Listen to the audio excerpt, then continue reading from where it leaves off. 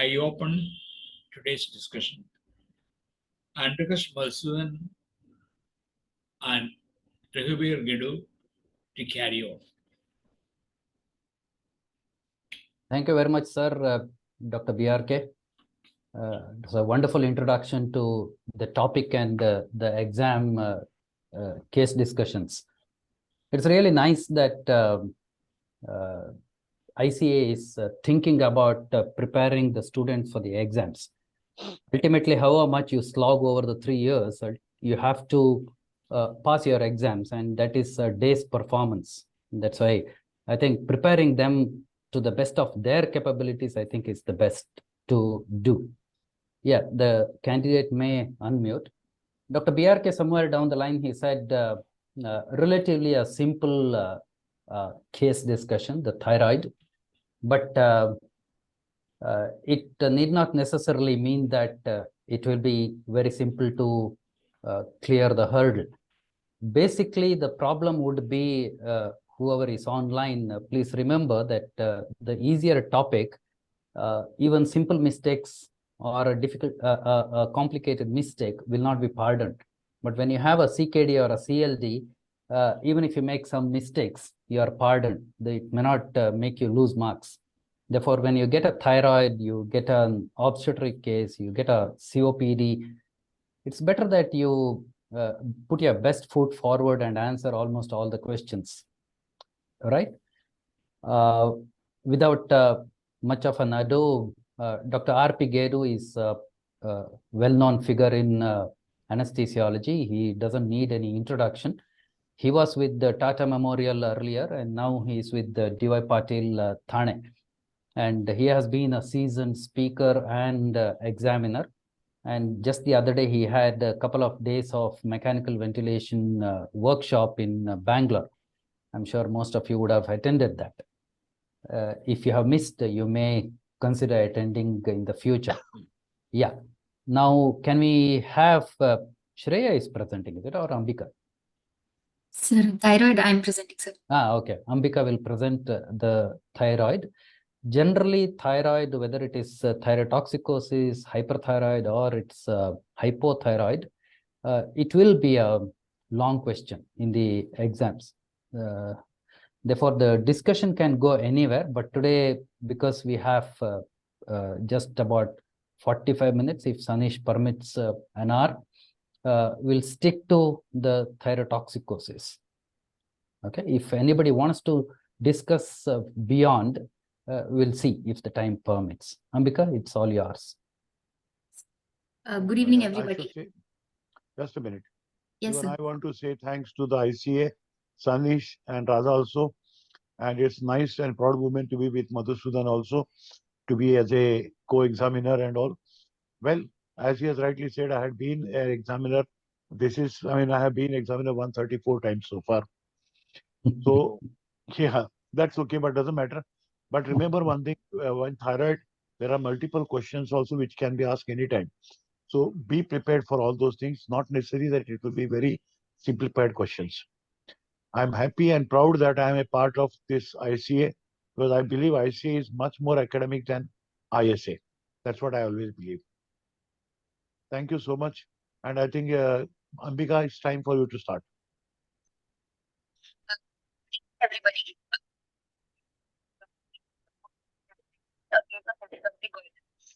My patient's name is Mrs. Vijaya Kumar. She's a 40-year-old female housewife hailing from Bangalore, and she presented with the chief complaints of a painless swelling in front of her neck for 6 years, associated with palpitations, excessive sweating, and weight loss for the last 6 months.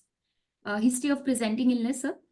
Patient was apparently all right 6 years back when she developed a swelling in the front of her neck. It was 1 minute.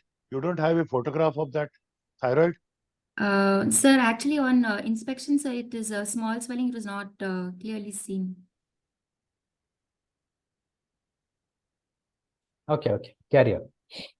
Patient was apparently all right, sir, 6 years back when she developed a swelling in front of her neck.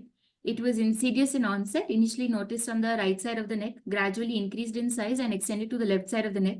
She also complains of palpitations, excessive sweating since last 6 months, Palpitations occur mostly at rest and are not associated with any complaints of chest pain or dyspnea. She also has complaints of weight loss despite having a good appetite since the last 6 months. She said that she had lost 5 kgs in the last 6 months. There is no history of any pain associated with the swelling, hemoptysis, or any sudden increase in the size of the swelling. There is no history of hoarseness or voice, dysphagia, dyspnea, choking sensation on Hemoptysis, light. you said? Yes, sir, Hemoptysis, you hemoptysis. said? Any Yes, sir. reason why should she have hemoptysis? So when there is a malignant thyroid, sir, it usually infiltrates the trachea, and the patient will present with That's it. hemoptysis and Yeah, that's a dyspnea. little too far-fetched. Therefore, let's not put our foot into quicksand. Okay. Yes, sir. Yes, sir. Mm. She has no history of hoarseness or voice, dysphagia, dyspnea, choking sensation on lying down in supine position. There is no history of any swellings elsewhere in the body, no history of tremors, anxiety, restlessness, diarrhea, menstrual abnormalities, What is blurring of this? vision or No other diplopia. swellings anywhere else in the body? Sir, if the other differential diagnosis of front of neck can be subcutaneous lipomas or sebaceous cyst. Lipomas usually are can be multiple lipomas all over the body as well, sir. That's again a little too far-fetched. Okay. Okay, sir. Okay. No history of any weight gain, cold So intolerance, hair. the difference between any other specialty and sir, you wanted to say something, Gehdoo. No, I just wanted to say that only because you asked the question, what are the other possibilities? You should also say that there is some submandibular gland or submandibular nodes also that can be Yes, sir. equality, which is a big one enough, or Yes. Ludwig's angina also can be looking very big. Yes, sir. That Yes, sir. also can be confusing. Yes, sir. So, no history of weight gain, cold intolerance, hair loss, or weakness, constipation, or drying of skin. Presently, her effort tolerance is more than 4 meds, and she can climb more than 2 flights of stairs. Coming to past history, sir, she has no history of diabetes, mellitus, hypertension, COPD, bronchial asthma, TB, or any malignancy. No history of previous hospitalizations or previous surgeries. No history of any drug allergies. So, treatment history. My patient was presently on tablet carbamazole, 16 mg TID since the last 6 years. Perioperatively in our hospital, we had taken an endocrine consultation and the dose was increased to 20 mg, 2 tablets in the morning, which the patient took for 3 weeks prior to surgery. She's also on Ciplar LA40, that is proparenol, BD dose since the last 6 months. Family history is, there is no history of any thyroid disorders. Her menstrual history, she attained menarche at Why are you 14 years. worried about the family history of similar disease? So thyroid malignancies can run in the family, or any other malignancy history in the family can point towards a thyroid malignancy, sir. No. Hypothyroidism, is it a possibility? Any goiter is a possibility, right? The family can be affected. Yes, sir. Socioeconomic status of the goiters. family as well. So if there's No, any if, other if the patient is from the coastal belt, if the patient is from hilly areas, yes, sir. yeah, they The can soil is have. deficient in iodine, yes, sir. They will have a True. hypothyroid state. Is it really possible to have hypothyroidism nowadays? Because there is a national program on iodinized salt to be sold, Yes. right? Yeah, it's, okay. Yes. It's by the way. Yes. Yeah, carry on. Sir, menstrual history, she attained menarche at 14 years of age. Her cycles are regular 30-day cycle lasting for 4 days, and she has no history of amenorrhea, dysmenorrhea, menorrhagia. Marital history, she is married into a non-consanguineous Anything marriage. else? No, pertaining to the case you have in hand. Yes, sir. Yeah, menarche and all has no meaning there, but for the completion All sake, yes. Yes, sir. What could she have? What could she have? Is it oligomenorrhea or? She can have oligomenorrhea, sir, because it's a hyperthyroid state. If the patient has is a case of hypothyroidism, then there are chances of menorrhagia, sir. Yeah. Now that we know, that's what I was trying to say. When Yes, sir. in the beauty of anesthesia exams is mostly you know what you're handling. We call it a thyroid case. We don't call it a front of neck swelling, right? Yes, sir. Therefore, we Yes. know basically. And you have been fortunate enough that we have told you that it's a thyrotoxicosis. Yes, What are sir. the systems? What are the systems which could be involved, and have you ruled out every systemic involvement right now? What are the Sir, things which you should have asked more? Yes, sir. Thyroid affects almost all the systems in our body. Sir, in Yeah. cardiovascular system, it will cause palpitations because there will be hyperdynamic circulation. There's something above the heart.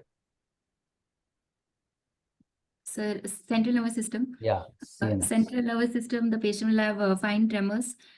So there will be heat intolerance in such patients. There can be resting tremors, which can be examined in on the palms and also on the tongue, sir. Interestingly, it is said that she's a homemaker also, right? If she starts sir. dropping the vessels in the kitchen and she makes too much of noise, it's not only because of the anger at the husband, it's also because of the disease. Tremors. Right? Yes, sir. Yeah. Yes, sir. Yeah. So then cardiovascular system.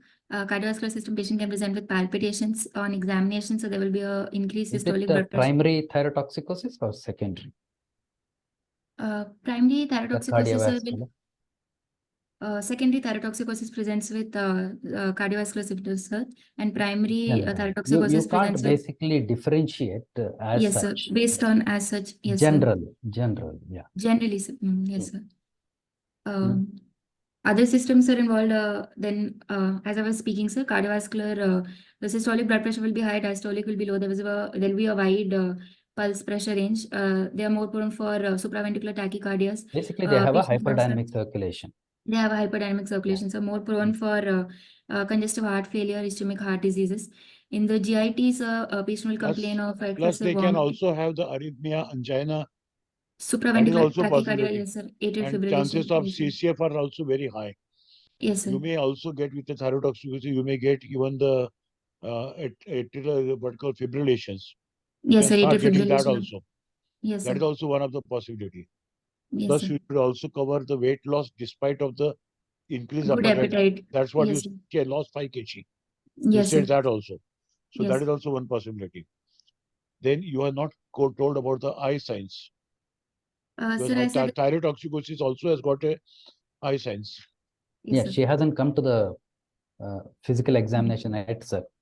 I just mentioned in the history, sir, that she doesn't have any blurring of vision or diplopia or protrusion of eyeball. The eye signs I will elaborate, sir, in the general physical examination as well, sir. Okay.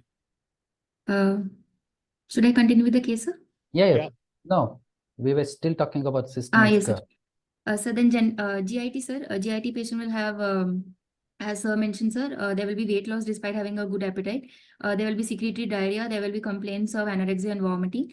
Yeah. Then coming to respiratory system, sir, because there is increased basal metabolic rate, there will be increased oxygen consumption. So patient will have hypercarbia, so patient will hyperventilate, and there will be decreased vital capacity because of muscle weakness.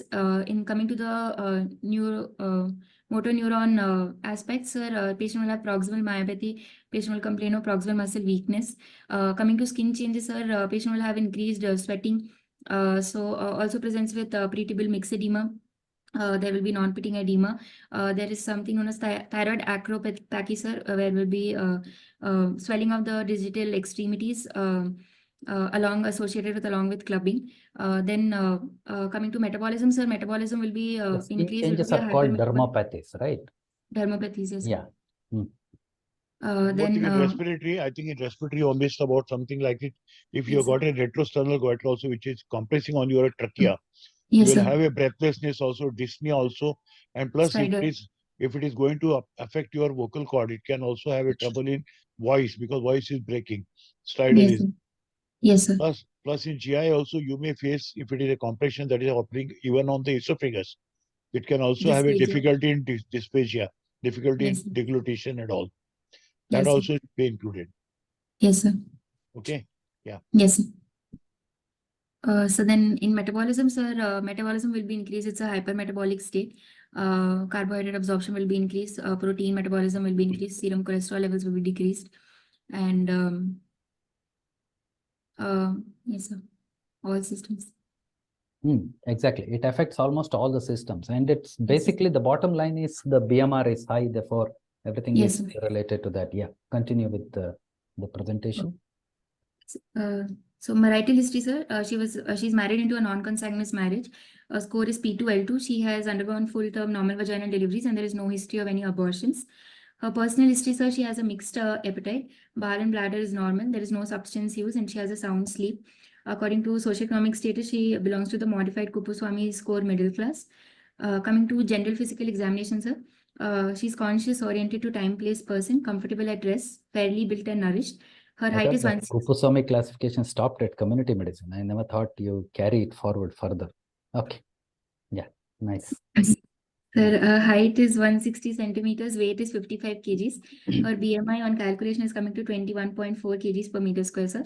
Skin is normal, no pigmentation. Pallor, icterus, cyanosis, clubbing, lymphadenopathy, and edema are absent. Eye signs, sir. Exophthalmos, Stelvak sign, von Graffer sign, jaw freeze, Mobius and Dalrymple sign is absent. Coming to No, you said vital, exophthalmos. You didn't say whether it was there or not. exophthalmos absent, sir, and all the signs Absent. Okay. All the signs were negative. Okay. negative. Yes, sir. Can you just tell us what are those signs? Basically, they're asked in the exam. Yes, sir. Von Graffer sign, sir. Upper lid retraction occurs when the patient has a downward gaze. Yeah. Stelvak sign is, sir, infrequent blinking, Blinking. a blank staring look. Jaw freeze sign is absence of wrinkling on the forehead.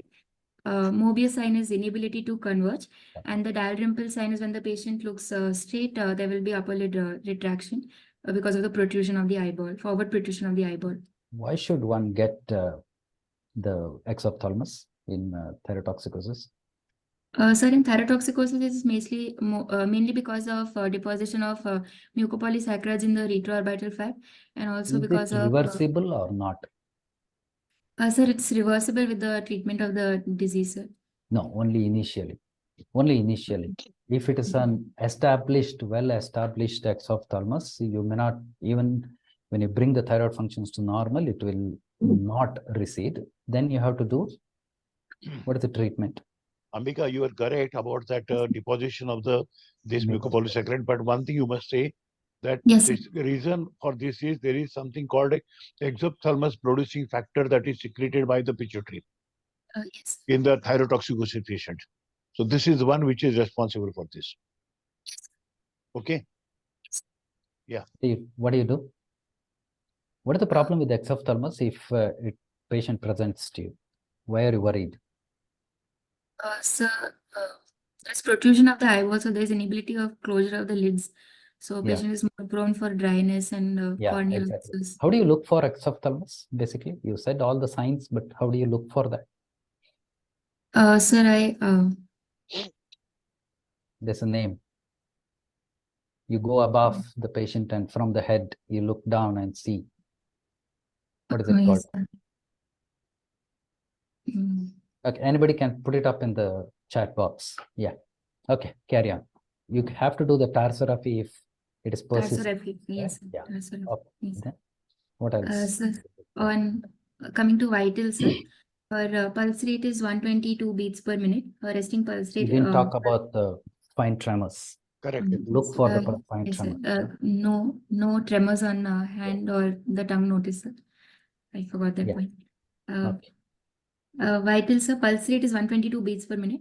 Regular in rhythm, no radial or radiofemoral delay, normal in character and pulse volume. She has been Carotid on pulse. treatment for her thyrotoxicosis, right?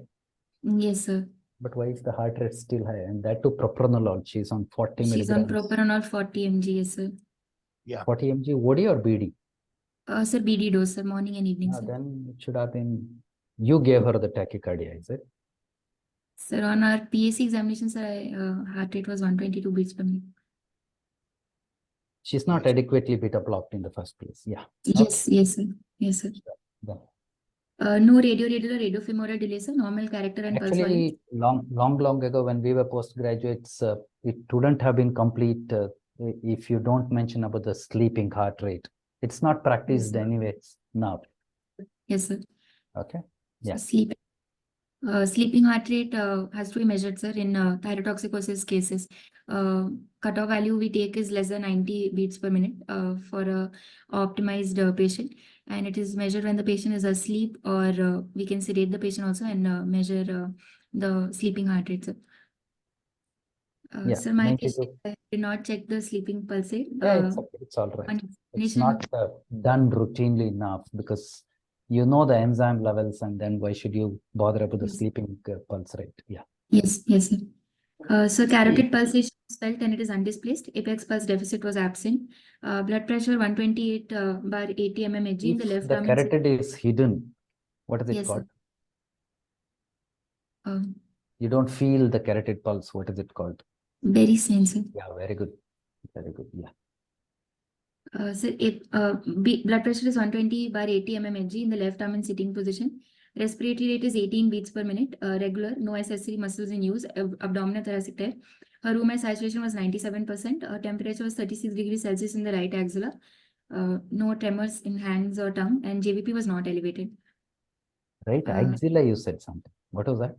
Sir, I just measured the temperature, baseline body temperature, sir, Oh, okay. because she's a hyperthyroid state. Yes, sir. Okay. Yes, sir. Sure. 36 degrees Celsius, sir, normal. Oh, okay. Sure.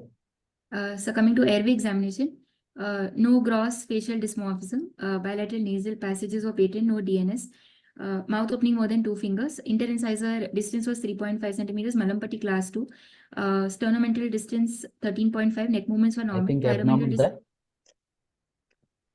No, sir, only Malampati 2 and TMJ was okay, sir. Upper lip bite test grade 2, no retrognathia. Okay. Neck, C-spine ninja movements within normal. Sure. Next. Coming to examination of with the presence of such a big thyroid or whatever it is, there's no point in measuring the sternomental distance also, because it is going to be very big. Huge swelling is. You may say the figure, but the thing is, it suggests that basically it is going to be very big one. Yes, sir. Yeah. Coming to examination of swelling, sir, on inspection, a patient examined in broad daylight, in sitting position with head thrusted backwards against hands clasped against the occiput. A butterfly shaped, sir, Pizzilo's method. Oh, very good. Yeah. Lower border of Can you spell him? Pizzilo. Yeah, very good. Okay. Butterfly shaped swelling, sir, 5 into 4 centimeter of the anterior aspect of the neck, sir, between two sternocleidomastoids. On inspection, it was seen slightly more on the right side of the neck, lower border of the swelling reaching up to the sternal notch. Lower border was visible. Swelling was moving with deglutition, not moving with protrusion of the tongue. Skin over the swelling was normal, no sinuses, ulcers, scar or dilated veins, no venous prominences over the neck or the anterior chest wall, and trail sign, the trachea was central. On palpation, any other methods of examining the thyroid? It's not very important for us, but still it's asked in the exams. Yes, sir. Any other method? So there is a yes, sir. There is a method known as Cry's method, sir. In this, where there is a small thyroid nodule, sir, we place our thumb over the swelling and ask the patient to swallow, and we are able to palpate small nodules. And there is another method known as Ly's method, sir. We stand in front of the patient, sir, and the lobe that we want to examine is pushed from the opposite side with one hand, and we use our right hand, the 3 fingers to palpate the lobe. And same is repeated for the other side of the swelling. So coming to palpation of the swelling, all inspection findings were confirmed. I again examined the patient Pizzilo's method. Butterfly shaped firm mass 6 into 5 centimeter extending between the two sternocleidomastoid. Upper border was 3 centimeters from the mentum. Lower border was palpable. I could get below the swelling, 2.5 centimeters above the sternal notch. Uneven surface moves with deglutition. It is not fixed to the skin, and there is no local. You should also say whether the local temperature is also raised. Yes, sir. And plus, do you feel any what you call pulsatile things or something like that? Yes, sir. Okay, that also even if it is no negative, you have to tell him. Yes, sir. No local rise of temperature, sir. Non-tender. Trachea was palpable and center. Carotid pulsations were felt, not displaced. No bruit. Cocker's test negative. Very sign negative. If it were Ambika, if it were tender, what would it mean to you? Sir, it can be an inflammatory cause then. It can be an inflammatory cause then, sir, like thyroiditis. Like? Thyroiditis, sir. Acute thyroiditis, which are mostly bacterial or pyogenic thyroiditis. They present as a tender. Hashimoto's? If it is Hashimoto's, will it be tender or it is not? Hashimoto's is not tender, sir. Yeah. Decurvins and Hashimoto's are non-tender thyroiditis. Right. Okay. Carry on. Have you done the Pemberton sign? Sir, I had done in this case. Pemberton's sign was negative. You said Cocker's was negative, right? Yes, sir. Cocker's negative, sir. Berry sign negative, and Pemberton's test negative. If Cocker's is positive, how does it alter your anesthesia? Sir, Cocker's and Pemberton sign both are indicators of a retrosternal extension of goiter, sir. Till now, you have done wonderfully well. Cocker's is, what is Cocker's basically? Cocker's test. Cocker's test, sir, patient develops stridor when Yeah. we press against the thyroid Yeah. nodule. Yeah. What does it mean? So it Means indicates that that the it is patient compressing the It trachea, means sir. that the patient has tracheomalacia. Tracheomalacia, yes, sir. Long-standing thyromegaly Yes, pressing sir. on the trachea, and Trachea tracheal leading rings to become weaker. That yes, is, sir. yeah, Tracheomalacia. yeah. Retrosternal goiter is an entirely different thing. Yes, Pemberton's is for that. Pemberton's is for Okay. retrosternal. Yes, Yeah, if the Cocker's is positive, how does your anesthesia change? Say the patient has a big thyromegaly, has been there for 6 years, you said, yes, sir. and the Cocker's is positive. How historically, what does the patient say? That Dr. Gehdoo has already touched upon. Patient would have stridor, he cannot lie down, she cannot lie down supine. She has to Sir, lie down on the sides. she will be on She will be upright or comfortable. lateral position. Yeah. Yes, sir. Then what do you do? Is there any controversy regarding Pemberton sign nowadays? Yes, sir. Actually, it is. There are different schools of thought, sir. They say that should be avoided when we are doing on an OPD basis. It should be avoided because if patient develops a positive Pemberton sign, sir, because of thoracic outlet obstruction, it will be. We can just avoid, sir, because we have higher modality, sir. Imaging is there, sir. X-ray is there. CT No, scans the are thing there. is the patient might collapse and you may not be able to Patient will, resuscitate there. He might be. that Yes, word sir. is important. Patient Yes, may sir, we might collapse, not he be. may feel giddy. And you will be Yes, sir. lost. Yes, sir. Ambika, So, Cockers. yes, sir. So Cocker, sir, indicates like there is a long-standing large goiter, sir, which is having a long-standing compression leading to the atrophy of the tracheal muscle, sir. So it's a suggestion that the patient Tracheal has developed muscles. tracheo. Yanda Kutti. Where is tracheal muscles? So compressing on the trachea, sir. So it leads to Tracheal rings. atrophy, Tracheal rings. atrophy of the tracheal rings. That is Yeah, tracheal tracheomalacia. rings become weaker. It is tracheomalacia. You stick to tracheomalacia. That's enough. Yeah. Then. So How does your management. anesthesia change? That's what I asked. Sir, management, it will be a difficult area, sir. I will not be able to, and in tracheomalacia, sir, most importantly is the care that has to be taken towards extubation, sir. We will not be able to extubate, sir. Oh, induction, you will be the queen. You will succeed without any problems. No, sir, there are more chances of tracheal collapse, sir. So rigid bronchoscopy can be used or front of, I can directly proceed with the tracheostomy, sir. Khanna, tracheostomy with a huge goiter. Tracheostomy cannot be done at all. There is a goiter which is sitting over there. So I will have to go through the goiter to reach the trachea. So that's not practical. Okay, other options. Give me 2 options. 2 feasible options. Sir, rigid bronchoscopy, I'm not okay. Bronchoscopy. I'm not okay. Rigid is not happy. Correct. There are 2 options. Sir, I can keep the patient, I'll have to keep the patient, sir, awake, spontaneously breathing, sir, until I secure the airway. How do you do that? Sir, I can use inhalational anesthetics and keep the patient spontaneously breathing, or else I can do a awake fiber optic intubation, sir. Why don't you say the awake fiber optic first when the yes, patient is awake? Okay. Yes, sir. I can do an awake fiber optic. Because even if you do inhalational, still if the patient goes Yeah, under, that's it will VMAR, collapse. right? There are chances of collapse of So trachea. it is not worth awake it. fiber optic. Awake fiber optic is the only best option. You cannot induce this patient. If at all you induce this patient, how do you manage? Sir, I can, as you mentioned, sir, we can go ahead with awake fiber optic intubation, sir. No, I said you want to induce the patient. You have induced the patient and there is a tracheal collapse. How will you manage? There are 2 ways. Again, one is try to put the patient lateral position. Lateral, yes. Lateral position. So that the goiter is gravitationally pushed away from the trachea and the trachea opens up. The other one or I'll have to manually lift the exactly. thyroid You know gland. it and then, or I can use towel clips and lift the thyroid gland. Yes, sir. But remember one thing. But one thing, remember, you can manually pull the trachea, thyroid away. But the thing is, if it has got a retrosternal extension, you cannot pull it out. Yes, sir. It will still You cannot pull it out. If it is a big thyroid but not going retrosternal, then I can intubate either in the lateral position or I can pull Yes. the trachea out also. I mean, pull the thyroid out Thyroid and then I gland. can intubate. Yes, I can sir. tell my assistant to pull the trachea, I mean, Pull the the thyroid trachea. out. Yeah. Yes, sir. But if it is a retrosternal extension, you just cannot do it. Yes, sir.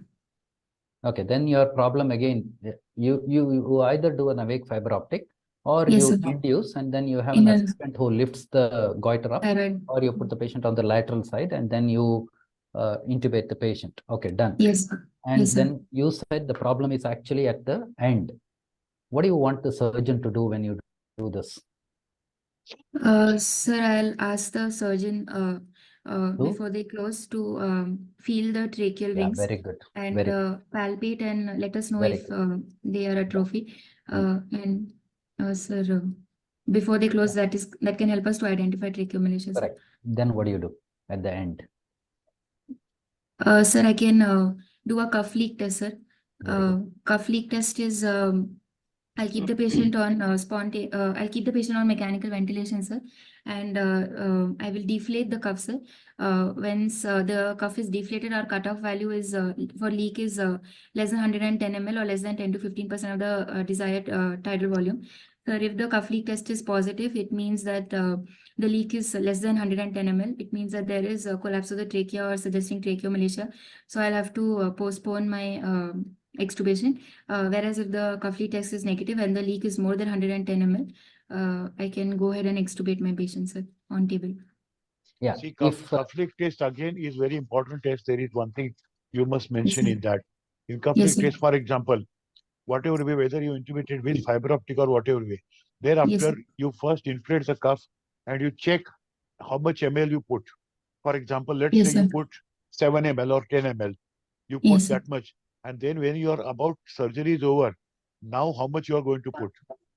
But that also, for example, now trachea is collapsing, so you will Yes, not be sir. able to put even the 10 ml also, even if you deflate that. So that is very important. And one more thing that is very important, cuff leak test, there are some reports that have come from the UK, which shows that, for example, if I'm going to intubate you, and for example, a lady, I'm intubating with 7.5 number tube, which somehow I can manage to do that. And now if I want to extubate, even if I, because that it is your tracheal size and my endotracheal tube size is practically nearly same. In that condition, cuff leak will not work. In such condition, the best thing is there are two options that are available. One thing, you have to put a fiber optic. Put a fiber optic, go beyond the tracheal lumen. I mean, go beyond the endotracheal lumen, and thereafter I deflate the cuff and I withdraw the tube by just 1 centimeter to check whether after removing that 1 centimeter, the trachea that is over there, which was intubated by me, is collapsing. If that is collapsing, that means it is not going to work at all. Then I will have to ventilate the patient, continue with the ventilation afterwards. Or else I will have to do one more thing, that is what you call the Cook's gas exchange bougie. That also can, if there is no fiber optic available or something like that. That also I can put and I can check with that. Cuff leak is not 100% sure. It can be, if it is adequately sizing, fitting, fair enough.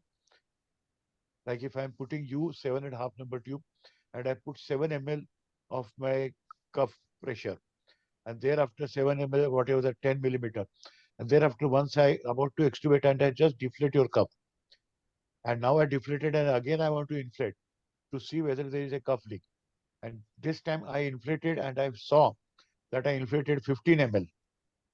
That means there is a trachea that is being collapsing. So this also needs to be importantly noted. Okay. Continue. yeah, then when do you revisit? If the patient's tube you have retained and put the patient with the TPs in the post-operative, when do you revisit? If the patient has trichomalacia. Following of the patient, but it is suggested that for extubation should be delayed for 48 to 72 hours, sir. Yeah, 2 to 3 days, 48 to 72 hours. Again, repeat the same maneuver. And Yes, sir. And then check again. if at all the trachea is still collapsing, you go ahead with tracheostomy and leave the tracheostomy. patient till the patient recovers. Otherwise, generally in 24 hours, the tracheal strength starts coming back, and 48 hours, you should be able to extubate the patient. Extubate. Yes, sir. And you talked about the rigid bronchoscopy. That holds good if the patient has a retrosternal extension. Yes, Okay, sir. if there is compression and retrosternal extension and compression on the carina or beyond, then the rigid Rigid bronchoscopy will help bronchoscopy. you to maintain the airway. It's a different cup of tea if the patient has a Pemberton's positive or retrosternal extension. Spinal extension. Yes, sir. What are the possibilities if the patient has a retrosternal extension? What are the things you keep ready?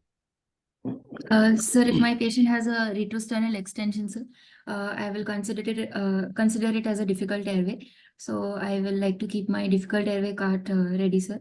And as we discussed, sir, I will go ahead with if there is no compression on the trachea and there is no airway compromise, I can go ahead with an inhalational induction, and I can use my fiber optic and assess, or otherwise I can go ahead with the video laryngoscopy and intubate the patient, sir.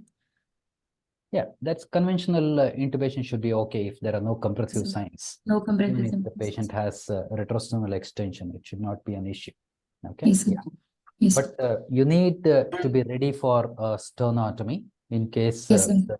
the thyroid doesn't come out Correct. from the neck incision. Okay. Yeah. Yes, yes, sir. Okay. That's your examination. Anything else? Is there any other way to find out whether there is a retrosternal extension or not? I want you to answer it.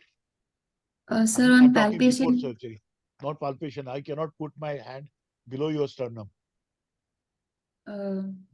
sir, investigations are X-ray. X-ray doesn't work. Very important one investigation I want, which you should have told much earlier. Which is So very flow much volume. Yes, flow volume Flow loop. volume loops.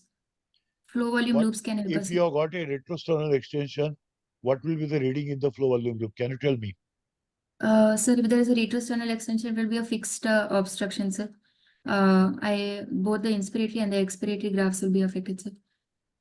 It's not a fixed obstruction. Remember, it's not a fixed obstruction.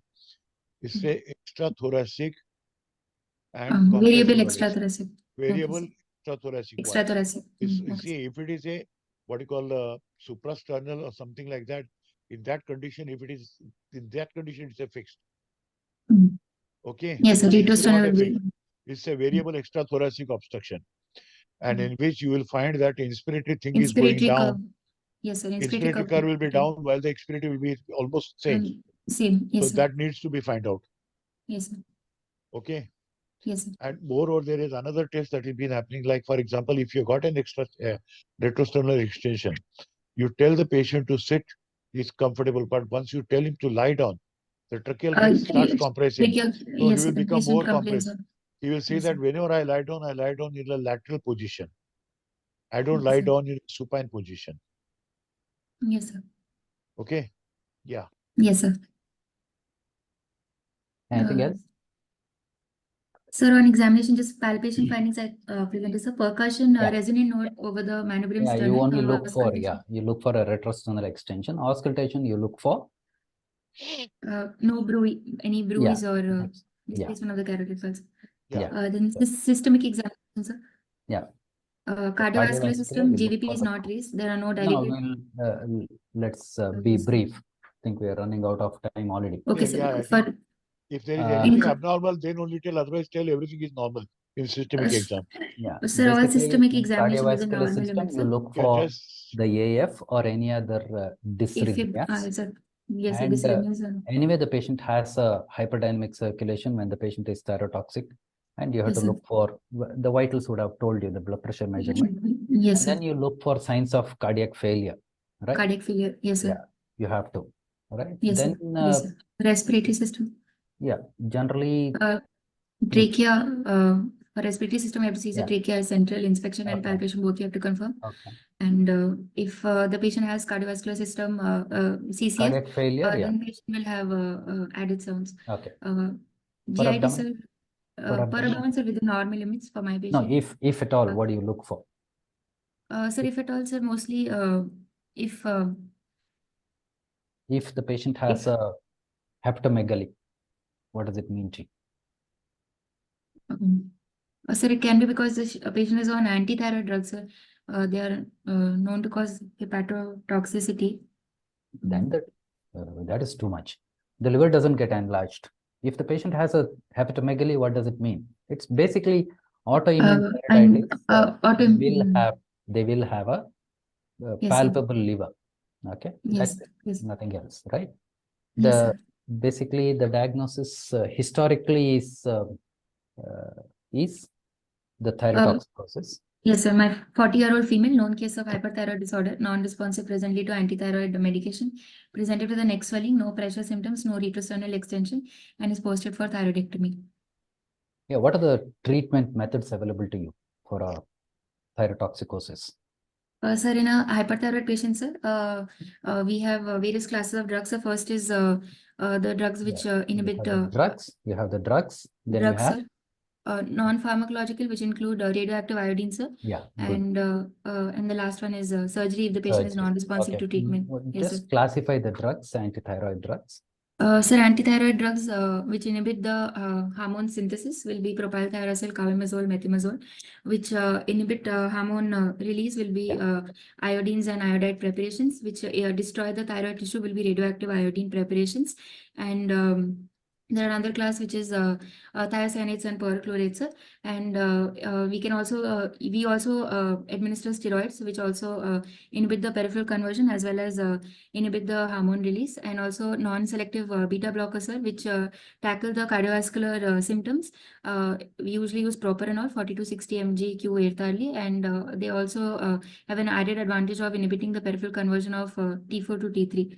And all hyperthyroid patients will have hypocalcemia, and they should be on calcium and vitamin D supplementations. And coming to the non-pharmacological, so radioactive iodine, iodine 131, it directly destroys the thyroid tissue and can be used preoperatively. And if the patient is non-responsive to all the pharmacological methods, we have to post the patient for surgery.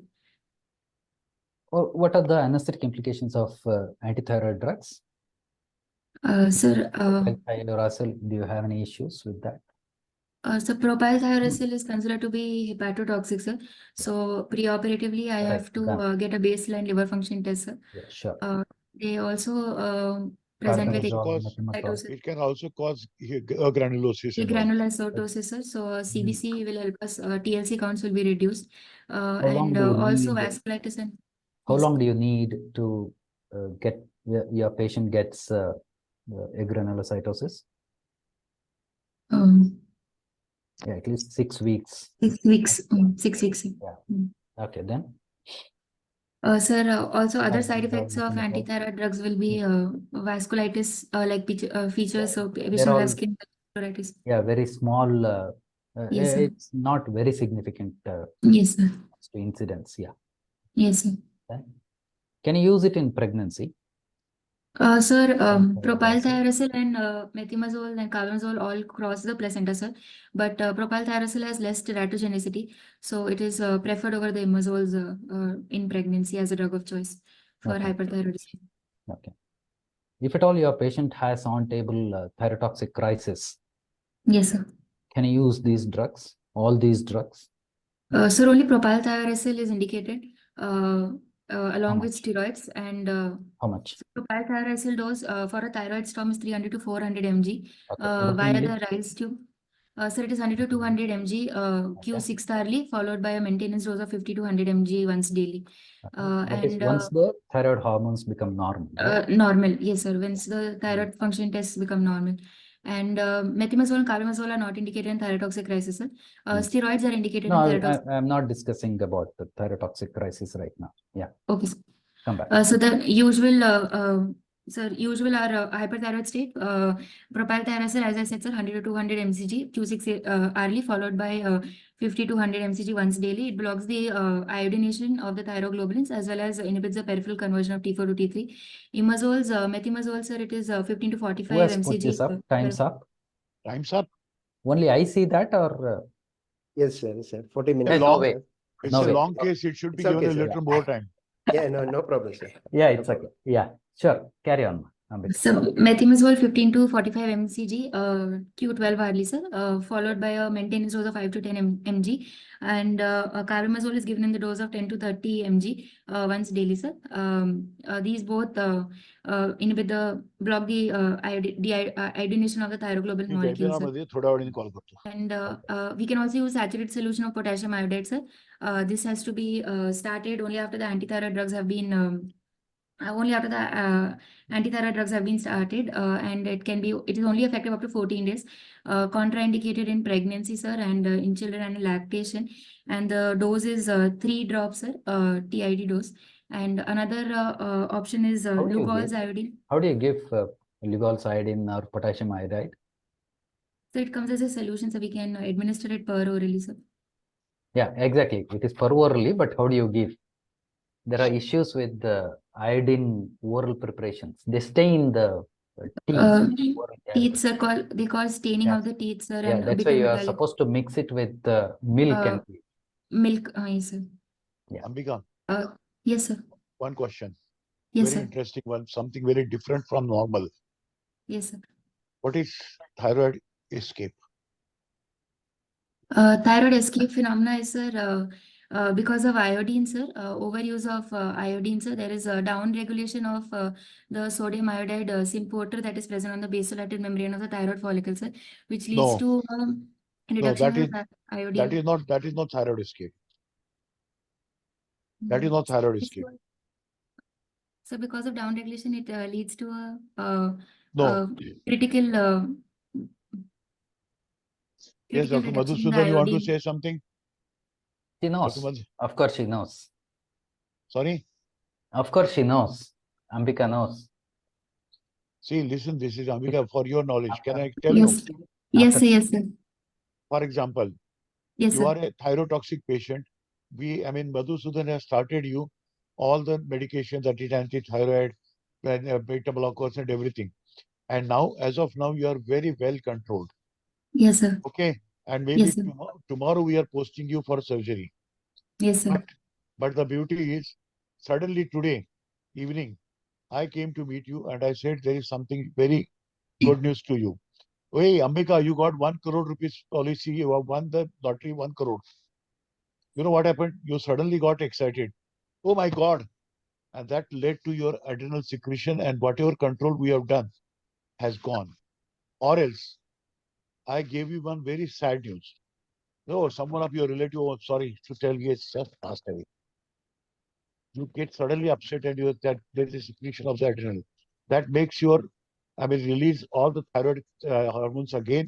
And that again, your whatever pulse I brought to you about 85, suddenly will shoot to 110, BP will shoot to 180. This is what is called a thyroid escape. Yes. So whatever I controlled, just escape.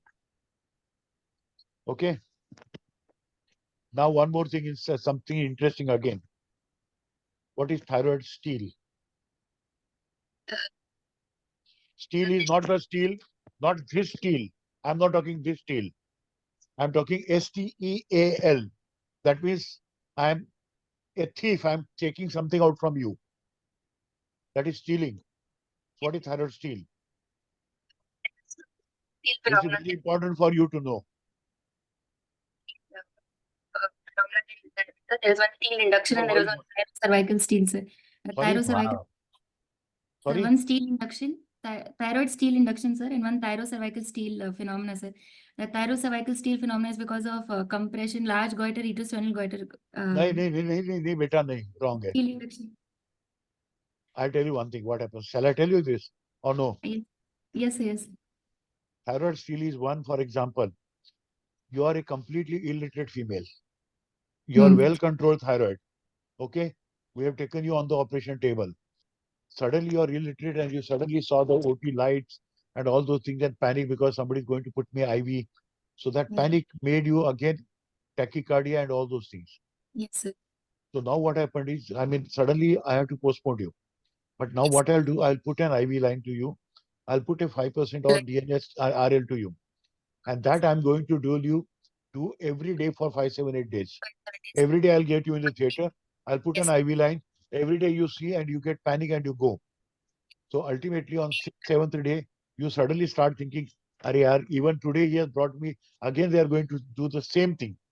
And this is the time I'm going to give you thiopentone, I'll give you under anesthesia. Is that drugs in But by then you are okay. Actually, she was about to talk about that steel induction, Gehdoo. That Anyway, is important. that was in our times, okay, when So steel the drugs weren't good enough, and we used to do that.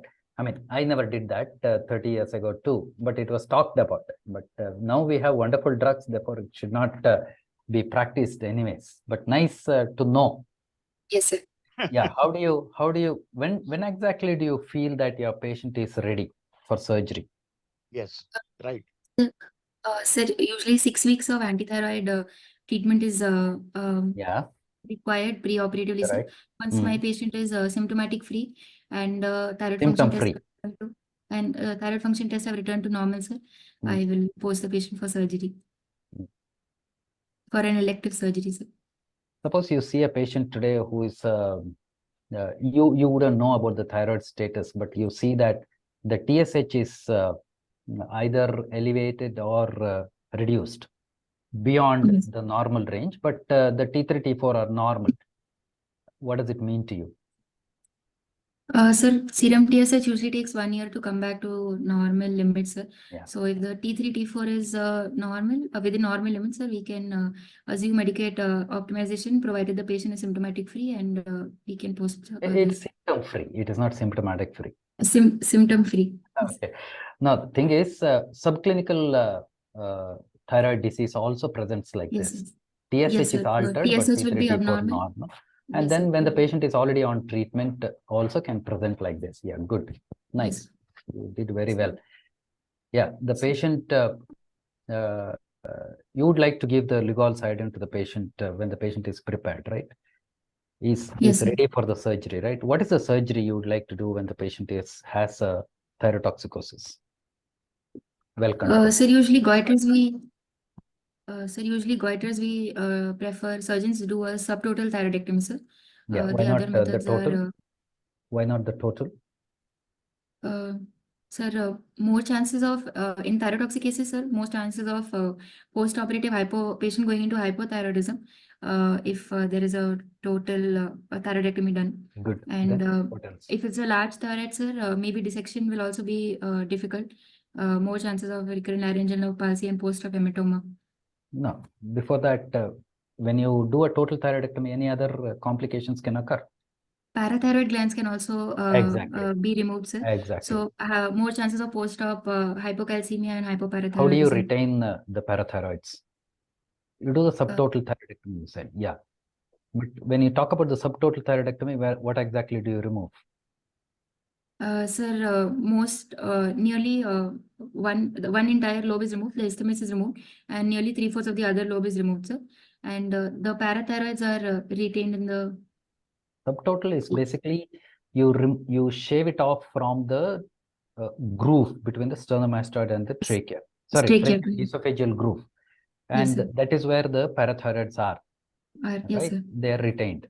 Otherwise, if the patient is young and you can't afford to take out the parathyroids, they are supposed to pick out the parathyroids and then implant. where? Implant them where? Sir, elbow tissue. Oh, very good. Very good. You're a distinction candidate, man. Yes. Too good. Is there any, for intubation, is there any special tube you want to put?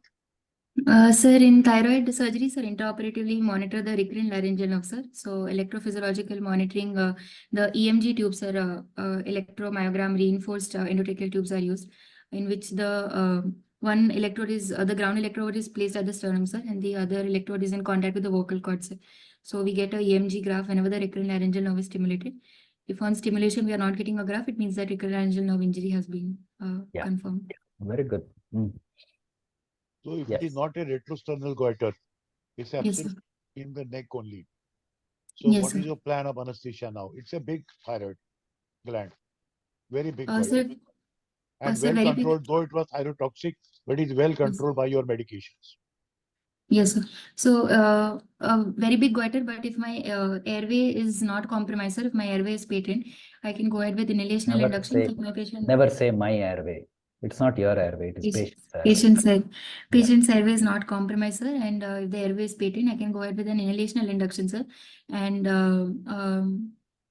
do a fiber optic scopy first and see if the trachea is not collapsing, sir. I can go ahead with intubation directly. And if there is a airway compromise, sir, I will go ahead with awake fiber optic intubation, sir, as my first choice. Okay. A lot of people who have an objection to the awake fiber optic, they talk about conscious sedation and then fiber optic. Okay, sure. Yes, yes, sir. Nice, nice. What are the What are the operative complications that can expect? Post-operative, sir. no intraoperative? I'm asking Intraoperative. You are Yes, yes, induced, you are intubated. I am the surgeon. I have started the surgery.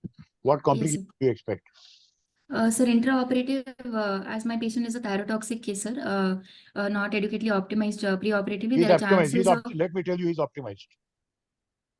so there are chances of thyroid storm precipitating, sir, intraoperatively because of the surgical stress. Yeah, right. But it's not only surgical stress, even anesthesia is a stress, right? Yes, Yeah. yes, sir. Yeah. Yes, sir. Okay. Can you tell me Right. the differential diagnosis of thyroid storm? Yes, sir.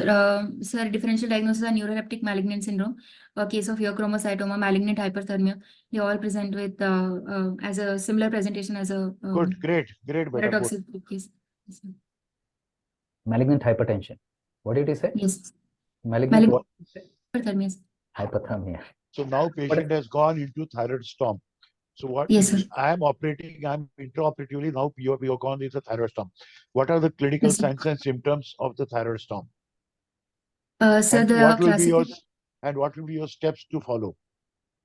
Sir, under anesthesia, thyroid storm can be identified by sudden increase in ETCO2, so sudden increase in respiratory rate, temperature, hypertension, increase in rapid exhaustion of the soda lime, sir.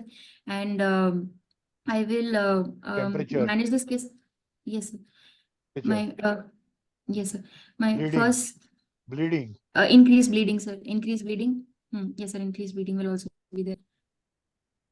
Yeah. So with That these is why signs, when you know that it's an inadequately, Thyroid storm. inadequately prepared patient, then you have to change the plan of anesthetic and change the monitoring. It cannot be routine monitors, right? It has to be Yes, sir. some, yeah. ETCO2 and temperature monitoring are very That important. obviously we do. Then Yes, sir. something else you have to do beforehand. You have to insert some things. So rice tube should always be inserted, And? sir, during induction. And Intravenous arterial monitoring can be done, sir. yeah, you have to do. Then Yes, sir. Yes, down sir. below, you have to push Urine the output. pulleys too. Yeah, Urine you have output. to, no, it's not monitoring. for, it's not for the urine output monitor. When the patient has hyperthermia, obviously you have to cold bladder saline. wash also with cold saline. Cold saline Wherever you irrigation. can, you should be able to do Yes, sir. cold Cold saline saline wash. irrigation. Yes, Yeah, sir. you have to make sure that all these are in situ because you can't do these things Once the intraoperative thyroid storm is present. Yeah. Yes, sir. Okay. apart Yeah. from rock and all, even you have to pick the ice packs also in the axilla and all. Yeah, you have to keep them ready. Okay. Yes, sir. So And once cold Yes, sir. saline or saline. IV fluids. Yes. Yes, sir. Yeah. Okay. So once I've diagnosed a thyroid storm, I will ask the surgeon to stop the surgery, to stop the trigger. I will put 100% O2 call for help, and I will. There are general measures and specific measures. The general measures will include cooling, so cooling blankets, ice packs, cool saline irrigations have to be done. All bear huggers and fluid warmers have to be switched off. IV fluids have to be given, sir, because preferably glucose-containing crystalloids, because there will be a severe amount of dehydration in this patient. And if there is hypotension, if not responding to fluid resuscitation, I have to give directly acting vasopressor. Here phenylephrine is preferred in a thyroid storm case, and specific measure. Don't say vasopressor. Phenylephrine, sir, I said. For what? Sir, if there is a hypotension.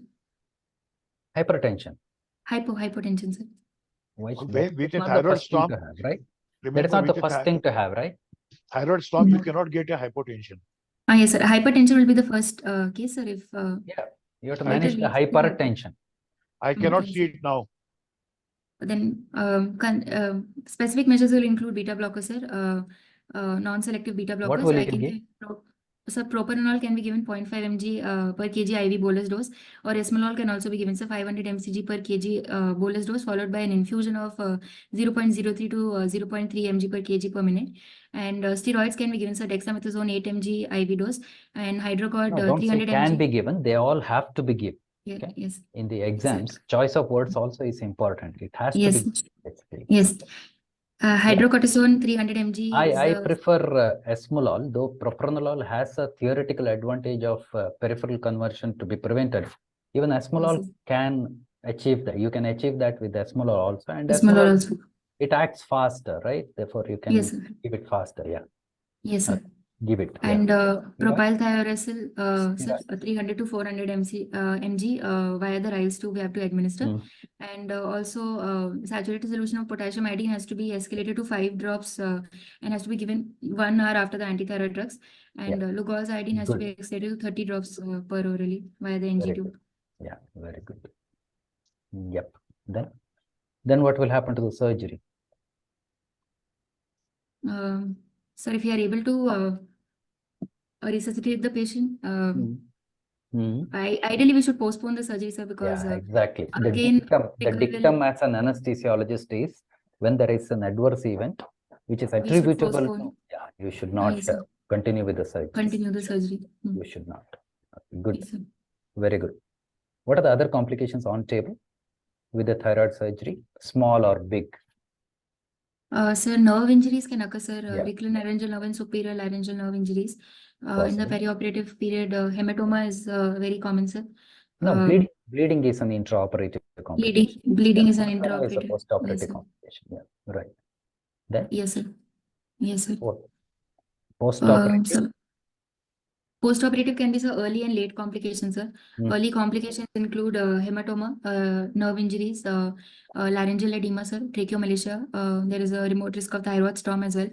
And the late complications include hypothyroidism, hypoparathyroidism, and hypocalcemia. Yeah. If at all the patient develops hematoma postoperatively, how will you manage?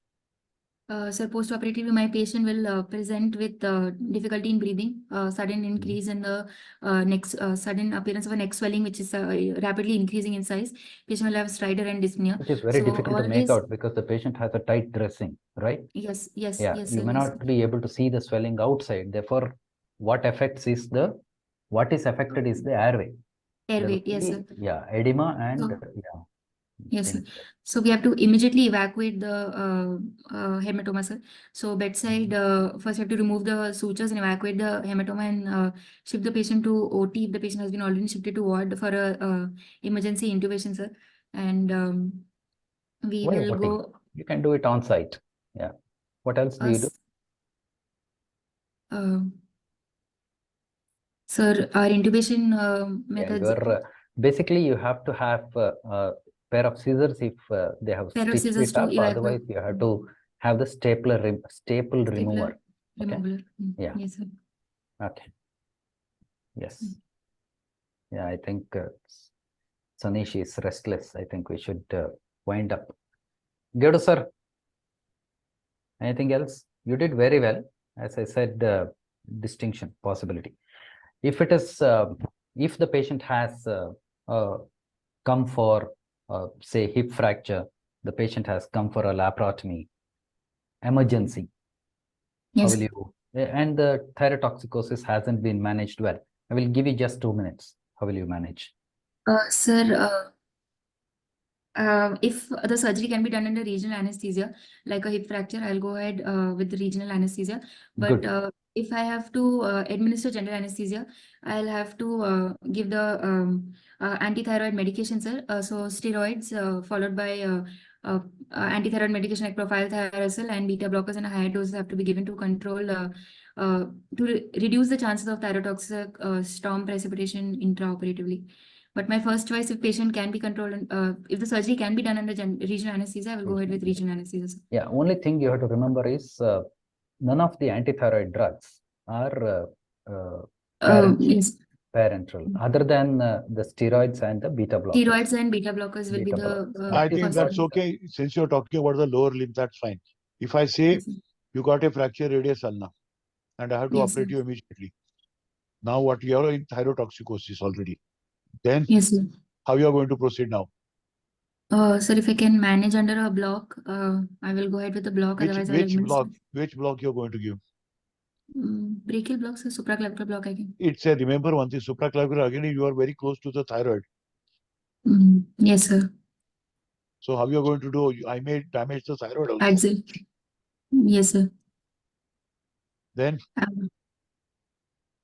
It's a radius Axillary, now. Yeah. axillary block. I can give Yeah. an axillary block, sir.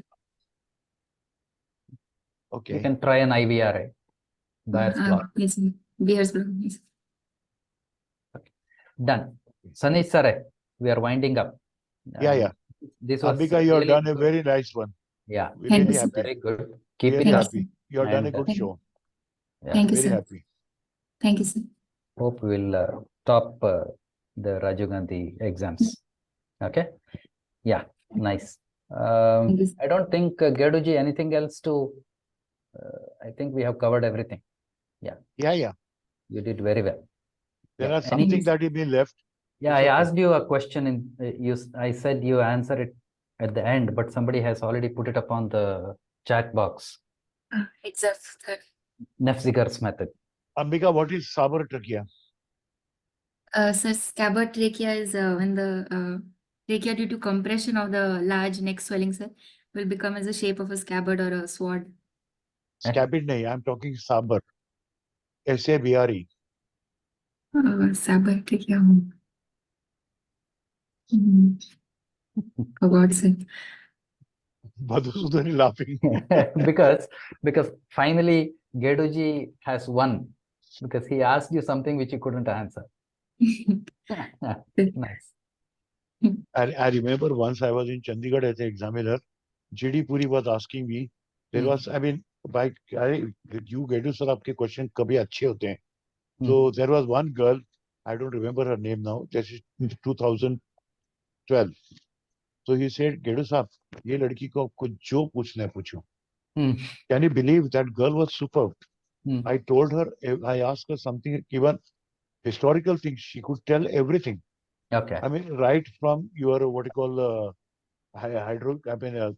chloroform commission, everything she answered me. I was wondering now somewhere I had to stop her somewhere because Then I had to dominate somewhere. Then we will ask one more question. When did Graves describe the Graves disease? Sorry? And what's his Graves disease? And what's his full name? Yes. Catch her there. It's okay. Okay, if you got a 1935. wait, one. If you got a, suppose I am operated, I have operated you. There is a laryngeal nerve pulses. I have done the cord pulses. Which one is more dangerous, cord pulses? No, you're not audible. Sorry? Partial recurrent aneurysm is more dangerous, sir. Bilateral, unilateral. Bilateral partial. Why? Sir, because both the vocal cords will be adducted, sir. They will not abduct, sir. So both respiration and phonation will be affected. Good.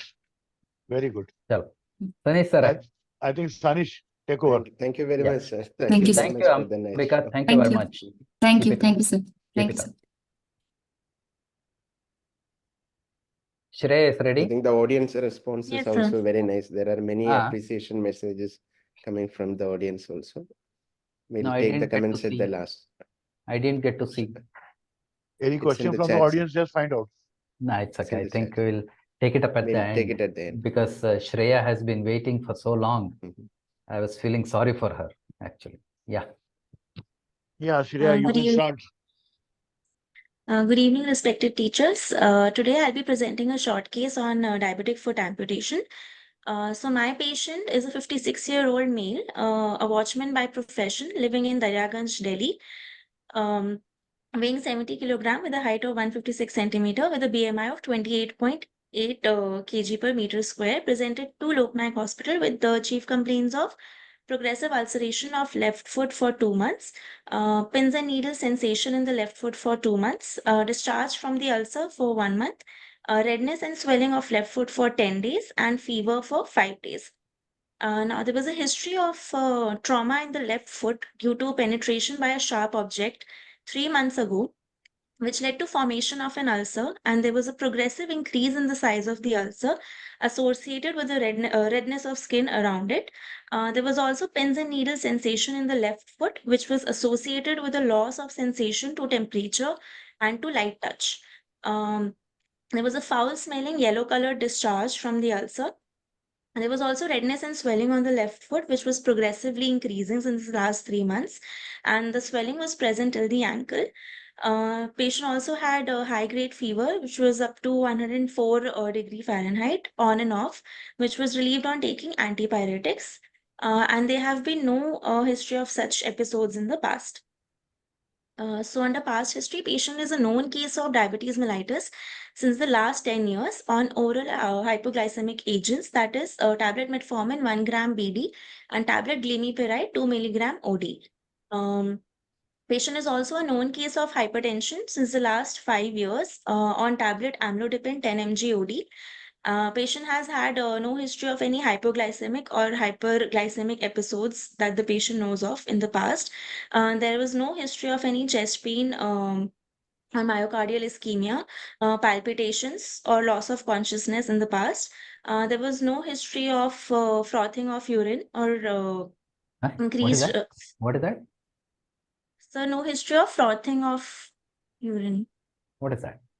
So, Frothing. for diabetic nephropathy, Oh, okay. I thought you're talking about. I have heard about froth in the coffee or froth on top. Yeah. Even I thought that. Or surf excel added. Okay. Yeah. But when you have a short question, a short case, no, it should be only positive findings to be talked okay, about. sir. Yeah, The yeah. negative Okay, sir. history need not be. Okay. Yeah. Okay, Till now sir. you have done well. We'll cut out on all the negative history. Okay. Okay, sir. How do you spell Sir, examination? sorry, sir. How do you spell examination? I've been only This. watching that actually since long. Okay, carry on. Oh, sorry, sir. Carry on. It's okay. Sir, under personal history, patient is a known smoker for the last 20 years, smoking 10 to 12 BDs per day, and last smoked 1 day ago. BDs or cigarette? Family history. So BDs. Okay. So, How is it important to you when somebody smokes? sir, it can be a confounding factor in progression of cardiovascular diseases, which already the patient is at a higher risk for. If the patient is diabetic. So secondly, so the patient can have microvascular complications also along with due to smoking, which can increase. What is a pack here? So pack here is the number of packs that a person smokes in a day multiplied by the years of the duration, basically the years the person has been smoking. So for example, if my patient has been smoking 1 pack per day for the last 20 years, then his pack years will be 20. Yeah. Any significance? When you So, talk about pack so chronic smokers have a higher chances of having chronic obstructive lung diseases, for example, emphysema. So that can lead to difficult, basically intraoperative complications and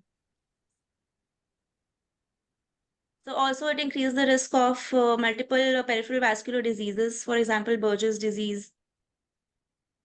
And Yeah. Carry on.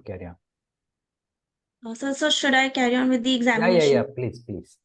So on local examination, there was an ulcer of size 9 by 7 centimeter on the left foot, which was bone deep, and the surrounding skin showed erythema with the total loss of the third, fourth, and fifth digits.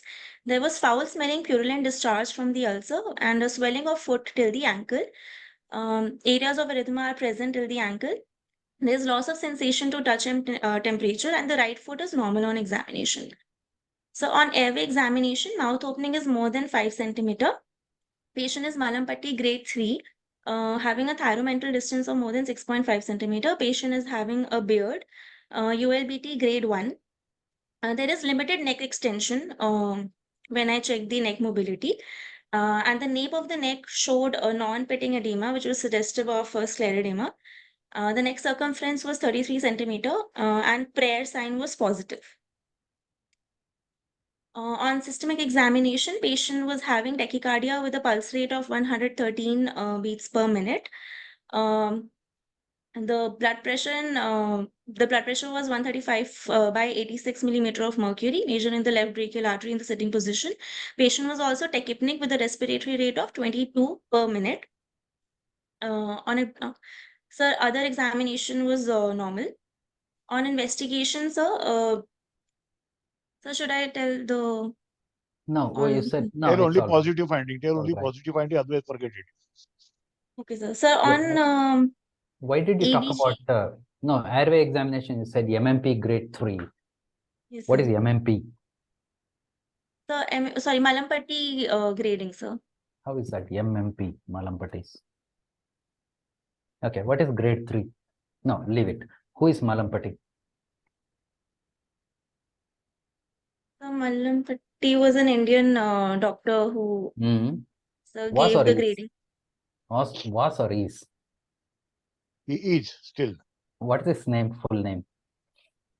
You read this article, Malampatis, the original article? You go through that. Malampati S. Rao, Sheshgiri Rao. Yeah, he's a well-known figure. Well, how many classes he had when it came to, he wrote the paper? So I know 4 classes. Yeah, that is now. That is now. Yes, sir. Original article he had only talked about 3, and the 4th one was added by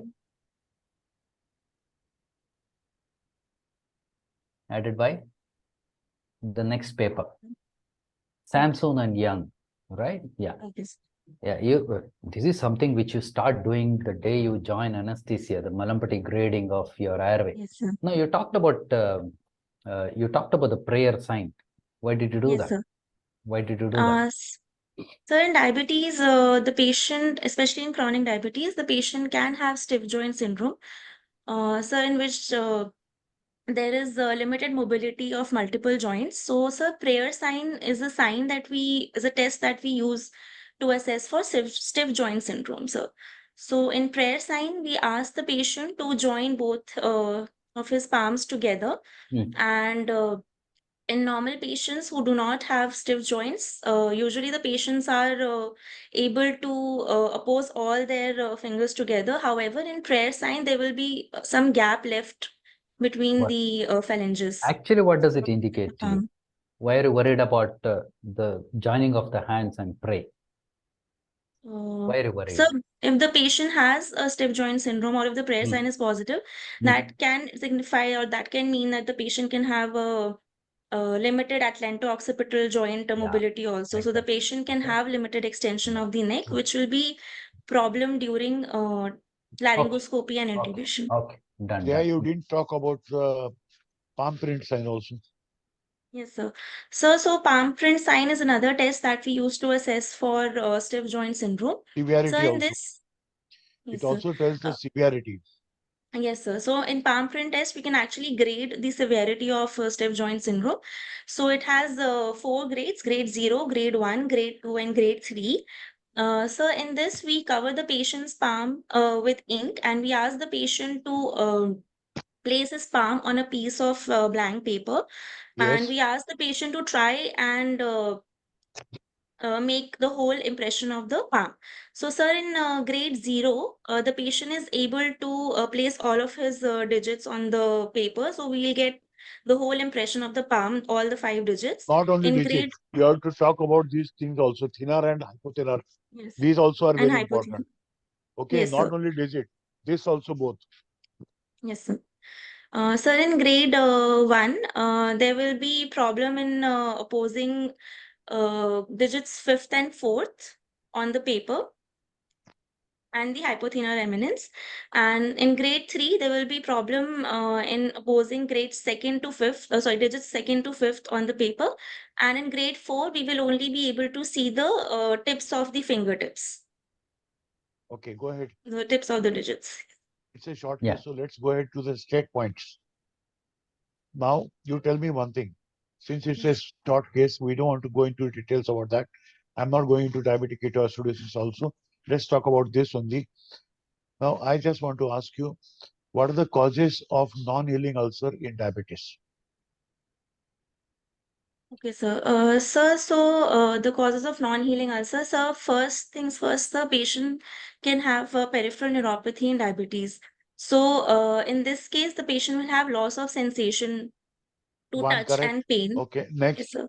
So second, there will be delayed healing of the already existing ulcer Why? due to, sir, because hyperglycemia it directly damages the cells due to formation of the free radical species, oxygen species. And sir, it can also have macrovascular complications such as Correct. vasculopathy. So there will be delayed or there will be reduced blood flow to that limb, which can also delay The healing. best thing is you'll have to tell all four like that. For example, microvascular, so blood supply is also lessened because it's a Yes, sir. polyneuropathy. So even the nerve stimulation is not there. So even if there is a Yes. trauma again repeatedly, it will not be healing. Third is there is a glucose over there in your blood, so which is going to make at the site of the infection. I mean at the site of the injury, and that is where the infection will settle over there. These Yes, will be sir. the four causes why you have got a non-healing ulcer. Yes, sir. Yes. Yeah. So now this patient is posted for BK amputation, you said. Yes, Okay. sir. She's posted for Yes. BK amputation. Yeah, that's what she has Yes, said. sir. Wow. Okay. How do you classify surgeries when it comes to a patient with diabetes? That might be a little different from the classification of major minor surgeries or supramajor surgeries otherwise. Okay, so they can be an emergency surgery or elective surgery Minor in or major? diabetes. Minor or major? In diabetics. Okay, Think.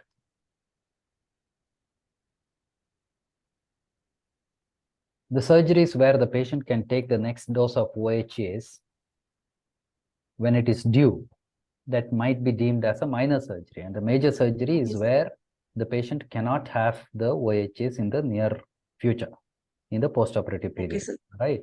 Okay. That brings us to where exactly, when exactly do you change from OHAs to insulin? Sir, so it depends on the blood glucose levels. Yeah. What is So the if the blood accepted glucose, levels for you to anesthetize for an so elective intraoperatively, surgery?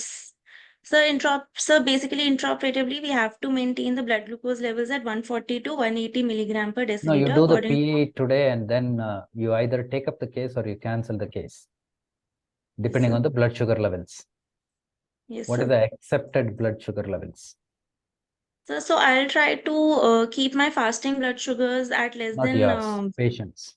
so sorry, I'll try to keep the patients or I'll try to optimize the patients such that the fasting blood sugars are in the normal range, that is less than 100 milligram per deciliter.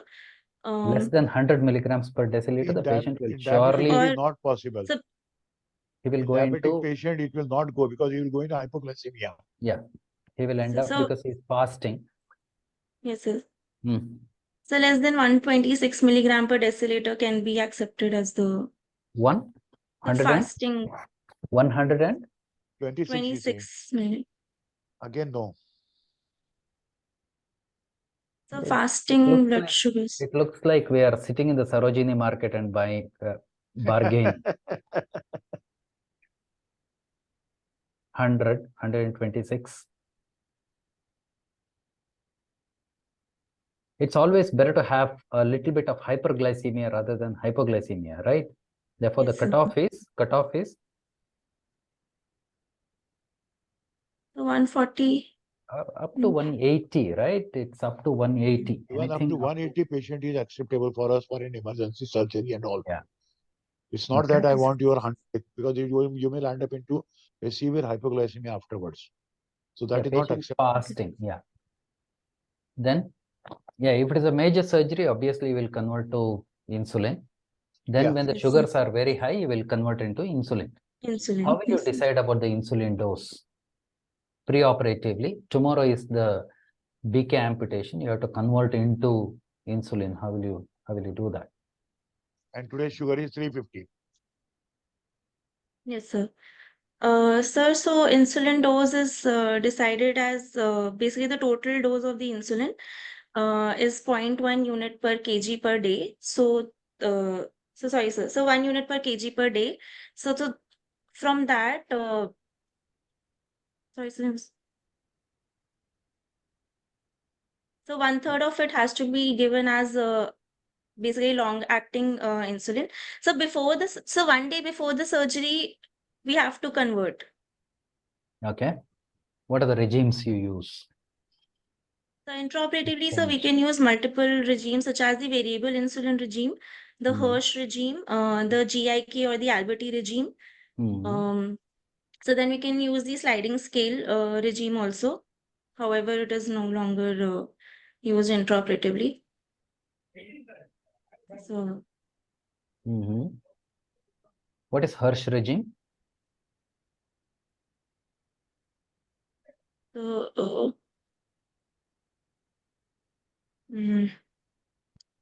Now, if you have a case of diabetes, obviously you will be asked about the different regimes of insulin infusions usage. For yes, it's sir. better to know at least one of the regimes you should know. Which one can you Yes. talk about? So in Hirsch regime, we have to maintain the blood glucose levels between 120 to 180 milligram per deciliter. So we basically prepare an insulin infusion of 1 unit. So basically 10 ml has 1 unit of insulin, and we start infusing at 0.5 to 1 unit per hour. So then at a blood sugar level of less than 80 milligram per deciliter, we turn off the insulin infusion and we give 25% or 50% dextrose. And then we recheck the blood sugars at 30 minutes. So then at 80 to 120 milligram per deciliter of blood sugar, we reduce the insulin infusion by 0.3 units per hour. So then at 120 to 180 milligram per deciliter, we continue the insulin infusion as it is. So then in 180 to 240 milligram per deciliter of blood sugar, we increase the insulin infusion by 0.3 unit per hour. And at more than 240 milligram per deciliter of blood sugar, we increase by 0.5 units per hour. Wonderful. That is the Point? regime. Point? 0.5 units per hour, sir, at more than 240 milligram. It's easy to remember 0.3 and 0.6, right? It's 0.6. Yes. Okay, yeah, good. More than 300? If the sugars are more than 300, it's 1 unit. Okay, increase by 1 unit. Yeah, the other one is GIK. You know what is GIK? So in GIK regime, basically it is glucose, insulin, and potassium regime, which is also called as the Alberti regime. Why do you add potassium? So because when we give insulin, there is a tendency for it to cause hypokalemia.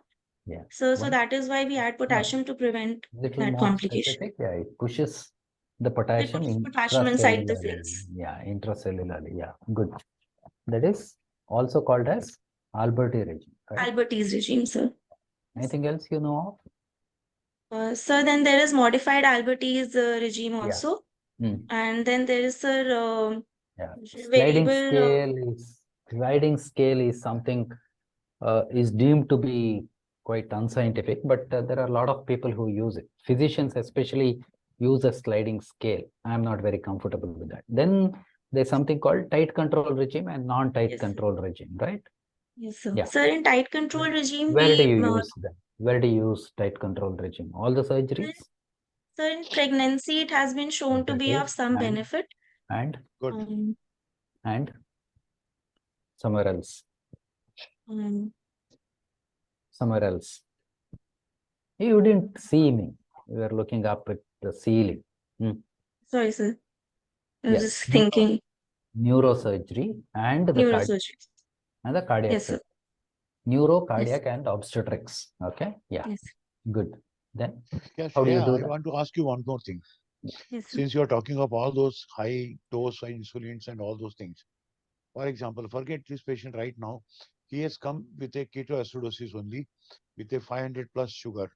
You have started controlling him with a insulin, etc.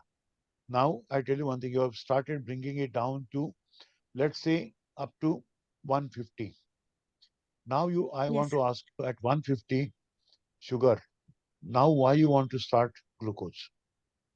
So because So at far, my one aim was my aim was from 450 down, but now once it had come to 180, I started again what you call glucose. Why? Sir, we have started glucose, sir, to basically prevent cerebral edema and also No, in order to prevent further ketoacidosis also. no, how it can happen? Ketoacidosis that's already happened. Ketoacidosis Yes, has sir. So already happened. basically, sir, dextrose will help the insulin also move into the cells. So at That was already moving. 150, Dextrose was so high. It was 450 initially. So it was yes, already sir. there. So even if it is 150, it is still 150. Still my insulin will go inside. Yes, sir.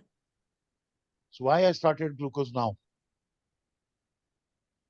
Mm, This is very interesting question that you've been asked. In diabetic mm, ketoacidosis, why again? So far I reduced the sugar from 500 to 150. And now I yes, sir. started you on dextrose. Why?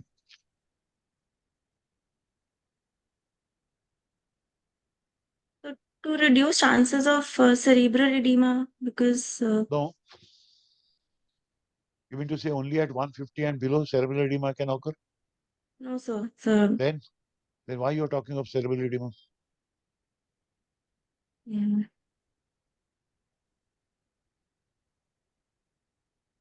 Anyway, forget it. Now we come back to our own case only. Tell me what are the Yes, sir. anesthesia options available for you, regional anesthesia options available for you. Okay. So for below knee amputation, so we can go for spinal epidural, which is neuraxial blockade, or we can go for regional anesthesia, that is the peripheral nerve blockade. So we can go for a femoral plus sciatic nerve block for below knee amputation, sir. Patient has a And long-standing diabetes. When you Yes, sir. examine the patient, did you talk about the sympathetic system? Does the patient Uh, have autonomic dysfunction? autonomic yes, neuropathy. sir. Yes, sir. So there are, first of If the all, sir, pa- history. Yes, sir. no, if at Sir, all the so, patient has autonomic dysfunction, yes, will you sir. still go ahead and give the neuraxial block?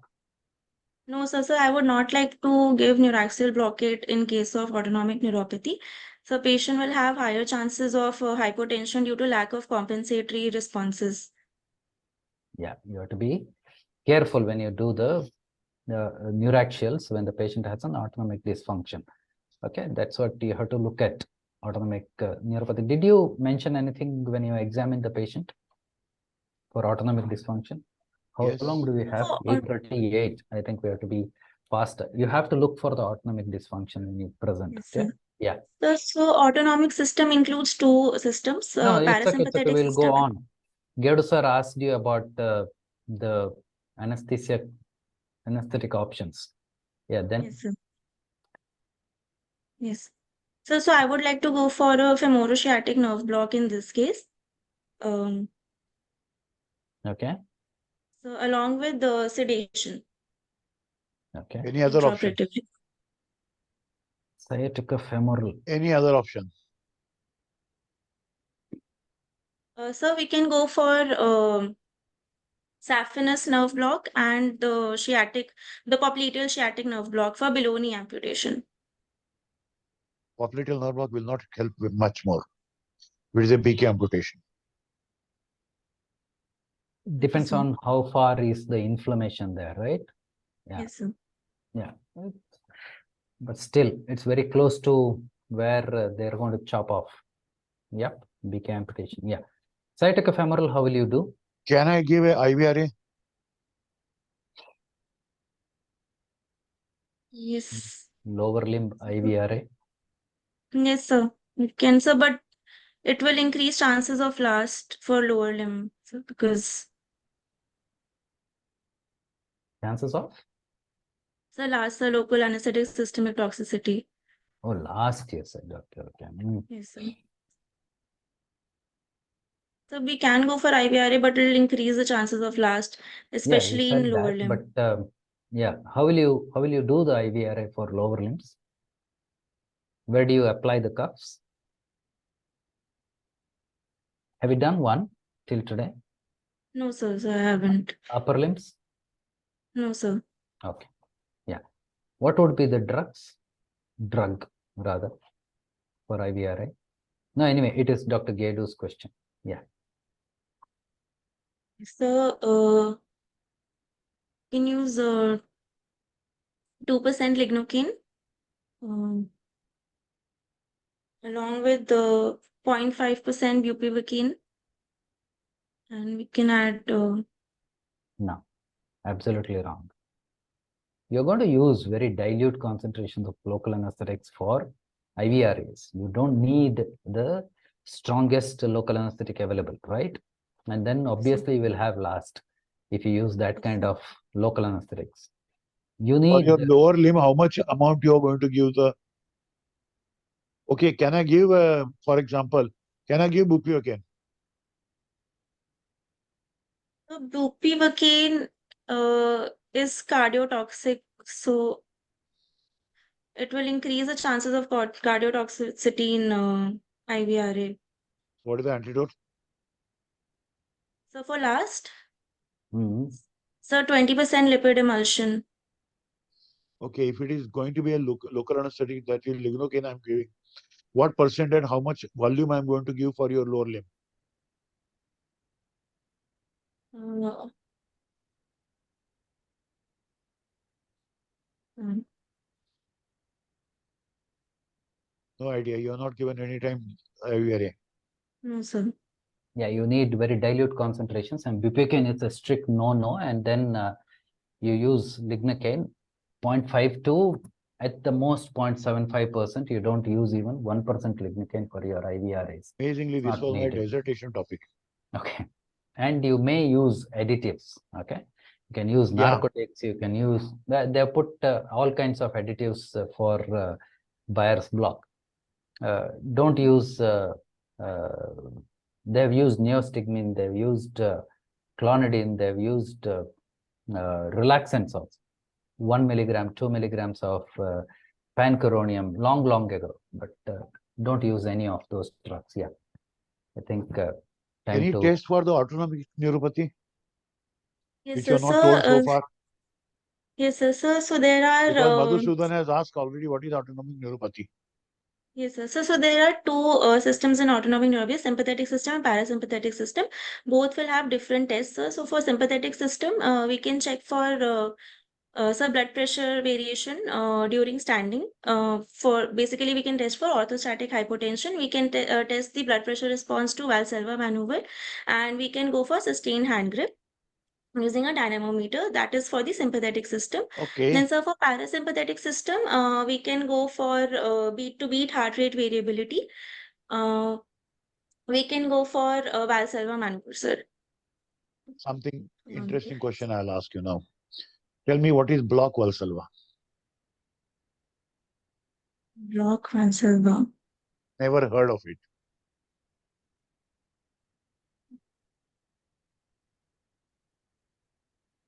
What is block Valsalva?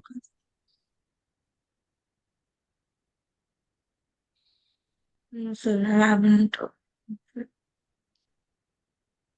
See, when there is a diabetic autoneuropathy is there and which is at a terminal stage, you get the term that is called block Valsalva. Plus, there are certain anesthesia conditions where also you get a block Valsalva in a diabetic patient and all. For example, if a patient is already having an autonomic neuropathy and I give a spinal anesthesia, you get a block Valsalva. Or else I give a deep planes of anesthesia, get a block Valsalva. Okay, sir. Am I right, Upadya sir? Yeah. Any other option? Yeah. Sanish is pointing out that the time is up. I know Yeah. time up already is coming. When you have a case of diabetes mellitus, the things you are supposed to know is when you have to rule out the target organ or end organ damages.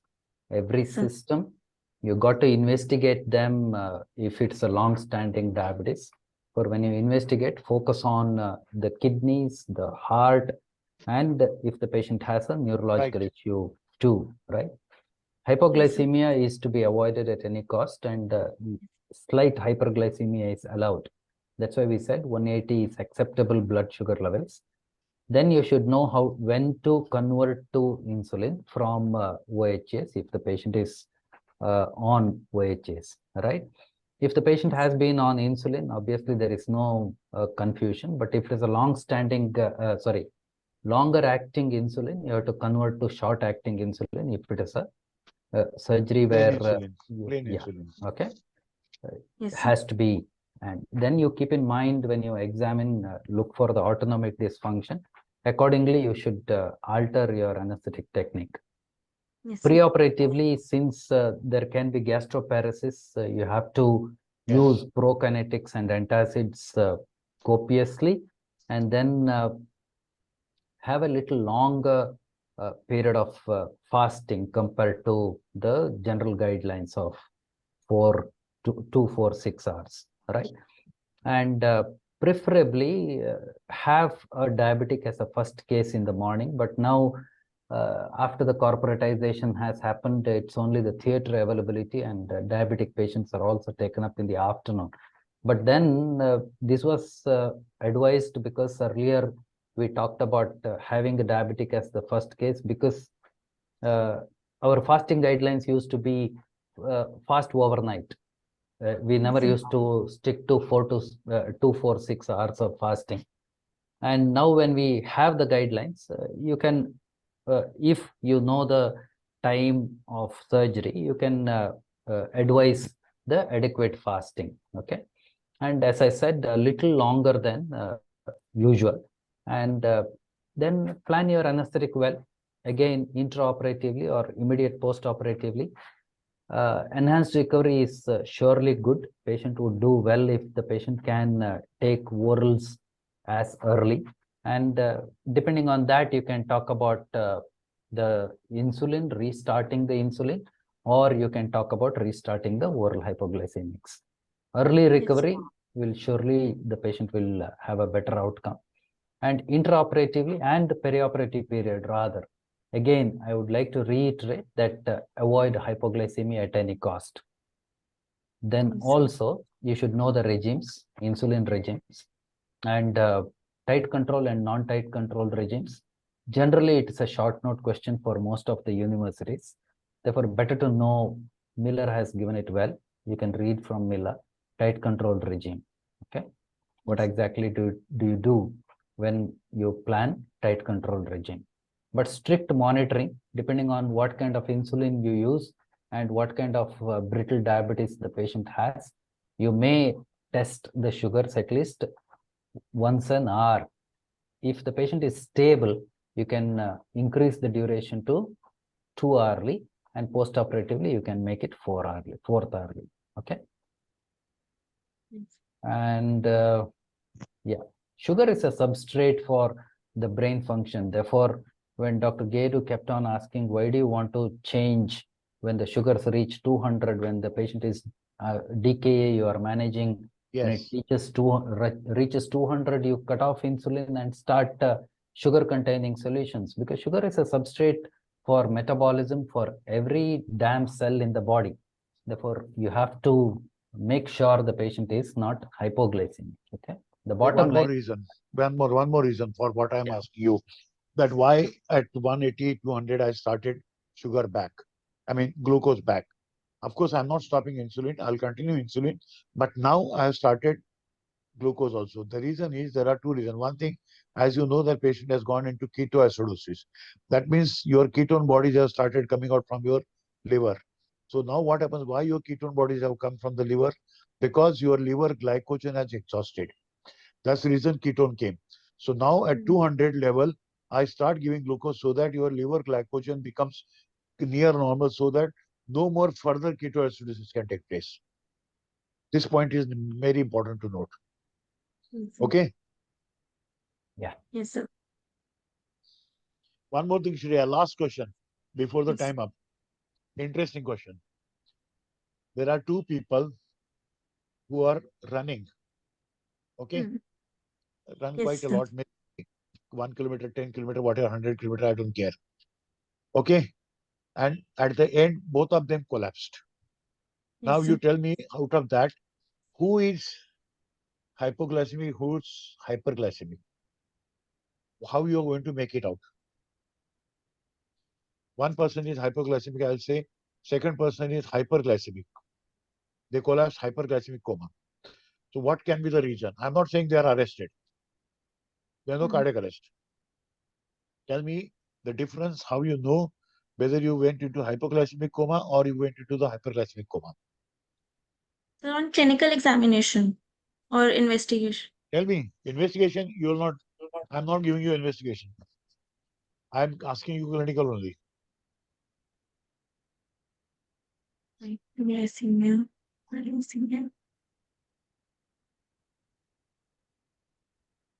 Evaluation.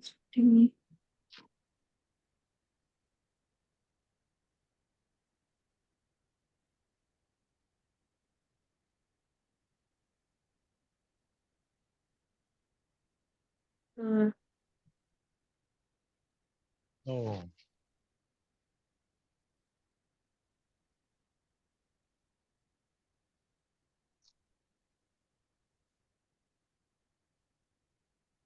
Yes, Sanish. Sanish, is it time to stop? Oh, yeah. We'll take the questions from the chat yes, box. Yeah, I think you're right. Another 8 minutes we'll wind up. We have to give Yeah, some okay. time for Yes. Sood madam also. Jai Shri madam is there and BRK sir. You did well, Shreya, but I think you need to prepare a little more. I have already given you the broad outline, and Yes, all sir. that you have to cover up. Okay, Yes, sir. and that's okay. You're done well. Basically, you're done well. Yeah. Thank you, sir. Diabetes can be bloody tricky sometimes when you go ahead. It should be okay. Yeah. Then, what are the questions? Anybody can help me? I can't. Yeah, please. Somebody, either Rituparna can read the questions No, there are. or Yeah. Sanish can read the questions. Yes. Yeah, Nafziger's method, Muthukumar has told us, and he has spoiled the case. We kept it for the last. Anyways, Nafziger's method is to check for the exophthalmos. So when you lean over the patient's head and look down, whether the patient has. Yeah, something which we missed out was we do need an ENT surgeon to tell us how the vocal cords are preoperatively for the legal reasons. Not that you can just talk to the patient. If the patient has hoarseness, fine. Even if when the patient doesn't have hoarseness, if he has a little bit of vocal cord palsy, the ENT guys can guide us. Obviously, we need to do it. And now I think any patient with the thyroid will go for a CT neck that will give us a lot of clue about how the trachea is. Therefore, lateral X-ray, yes, is needed. When you present a case, I think we move stepwise I think I'll upwards. have to go not only the thoracic, neck, but also upper part of the thoracic Yeah, also. So as to exactly. know whether you got an extension below also. Yeah. And both, as you rightly said, epi and lateral view. Yeah. Both. Yeah. ENT is needed, and ENT opinion is needed. If ENT person can Okay. see the cords Yeah. also beforehand, it's fine. Yeah, that's check the vocal cords before extubation. Yeah, that is something very interesting. What exactly do you do? There are a lot of people who practice a lot of different things. I don't allow the patient to buck on the tube, cough on the tube. Even if you try to reverse and keep the patient under deeper planes of anesthesia, the patient can still buck on the tube. And it's very uncomfortable for your patient. Patient may not remember it later, but still it is very uncomfortable. Therefore, what we do is, if the surgeon says he wasn't very sure, it was a papillary CA, he wasn't very sure where exactly he dissected, then maybe you can try to wake up the patient and make them phonate before you shift the patient out of the OR. If you are still very worried, you can pull out the tube with the laryngoscope in situ and then make them phonate. Otherwise, the better methods are you can push in a supraglottic airway device and maintain ventilation, and then you allow the patient, you reverse the patient and ask the patient, I mean, you will know when the patient is moving the vocal cords. Supraglottic airway device still in situ, you can still make out when the fibroscope goes in and comes out. Otherwise, you can just push in a fibroscope, pull out the tube. You can still give some oxygen. Therefore, pull out the tube and then look at the vocal cords when you slowly withdraw the fibroscope. They're all very tedious methods, but over the years, I have just pulled out the tube and allowed the patient to talk to me when the patient is awake. If there is no hoarseness, I am comfortable. It all depends, again, as I said, depends on what the surgeon tells you. Therefore, keep him in the loop, be communicative when the patient is coming out, before the patient comes out. Okay. Anything else?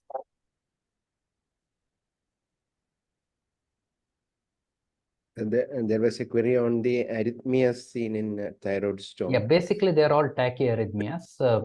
It can be anything from just sinus tachycardia to VTs. Therefore, anything is possible, but they're all tachyarrhythmias.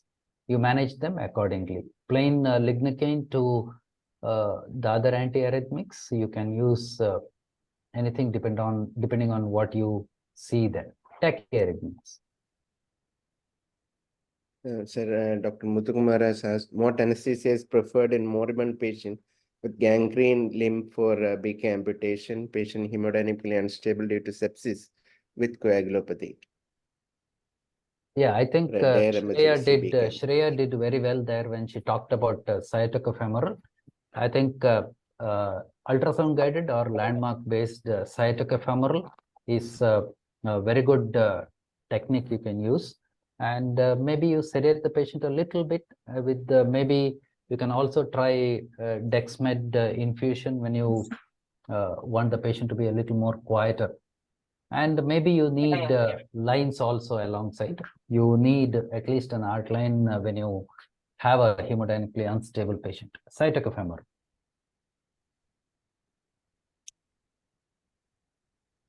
I think again the clarification regarding the hyperglycemia versus hypoglycemic coma. How to distinguish between these? Yeah, you want me to answer this? Yes, sir. The thing is, as I told you, the two guys are running and they collapsed, and that happened like that. So what happens is, what I will do is clinically, I'm not going into the investigation as of now, because it's on the roadside. I'm not going to get any investigation. So what I'll do is, I'll just check whether his skin is dry and hairs are also dry, and plus his pulse is also having a tachycardia, and there is a dehydration. In such condition, I will go that it is basically hypoglycemia. While if you are hyperglycemic coma, then of course you will smell like a ketone bodies also. Plus there will be lot of what you call warmth, as well as sweating will be there a lot. So in such condition, I will say that it is possibly hyperglycemia. Of course, getting a sugar value is much more important. But before that, I'm just talking clinically.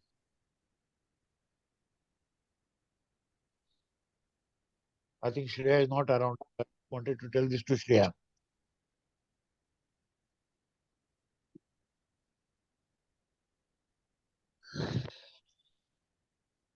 Again, another query, which insulin regimen you personally follow, sir? I don't know whether this is to either of the examiners. Yeah, must be. There is a sir, no? Otherwise, Shreya would have been a Yes. madam. Yeah. Yes, sir. What do you follow, Okay. Sanish? Sanish is the boss. What do you follow, Sanish? So as you mentioned, like our diet control regimen these days, we do only for the sick patients, like in cardiac, neuro, obstetrics, and maybe patients requiring ICU admission. Like otherwise, usually no insulin, no glucose is also good for minor surgery. True. And maybe skip one morning dose of OHA and restart Right. as early as possible, because nowadays we don't believe in keeping the patient NPO for a definite hours after the procedure. Also, we try to start early feeding Yeah. and early True. put the patient back on oral regimen. Yes. But otherwise, for major surgeries, anyway, we have to convert to insulin, and as you mentioned, variable rate insulin infusion is not according to the sliding scale. Each patient is different, whether the patient is insulin novice or insulin resistance, or one sliding scale fits for all will not work. Correct. So we have to be with the patient, frequently monitor and find out which is the possible insulin requirement and titrate accordingly. Tight control means tight monitoring as well. So that's what I think Yeah, we should follow. you're right. Yeah, even when it is non-tight control, please remember that you have to check the sugar Monitoring is important. secondarily, and once the patient is stable, you can delay it to fourth hourly. Yes. But it has to be done. Okay, no escaping. Yep, good. Nice. We had a wonderful discussion today. I think it's I think let's see It's what is nice. Sanish's comment. and Yes, sir. both the examinees have done very well. You will do well in your exams. Both candidates were very good. Very well. Yep. Sure. It's Basically, 9 o'clock. we need to thank the departments, their respective departments also. From St. John's Medical College, Dr. Bintu George and Dr. Surbi, and Dr. Bhardi from Maulana Azad Medical College suggested Dr. Shreya. Thank you very Are they much there? from our side. Are they there? Thank you, sir. No, they haven't no. joined Yeah, us. there she is. Ah, okay. Yep.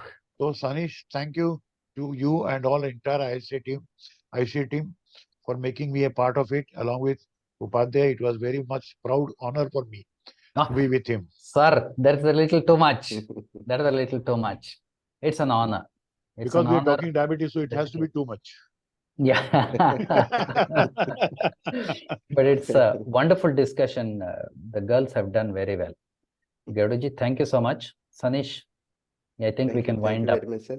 Yeah. Shall we Now invite let's comment from Dr. BRK and Radhakrishnan? Jayashree Sood. BRK would have gone for dinner. Oh, Jayashree ma'am?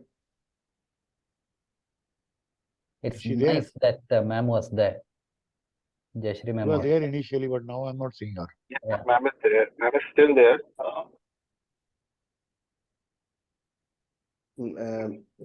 We have our e-certificate of appreciations Yeah, going to sure. both the postgraduate presenters. Jayashree ma'am, if you can unmute. Radhakrishnan sir? No. Yeah, that you can do. Let Madhu and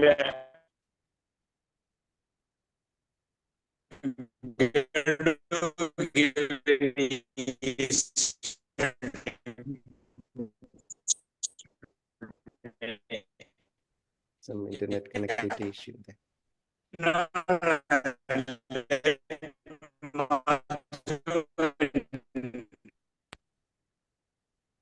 Hello, sir. Sorry, your voice is breaking, sir. BRK sir. Sanish. Yeah. Yes, sir. You have to Yeah, repeat. Yeah, better. I'm Now Sanish. it's better. Yes, sir. Please go ahead, sir. Certificate Gehdoo and Madhu. Yes. Let them distribute.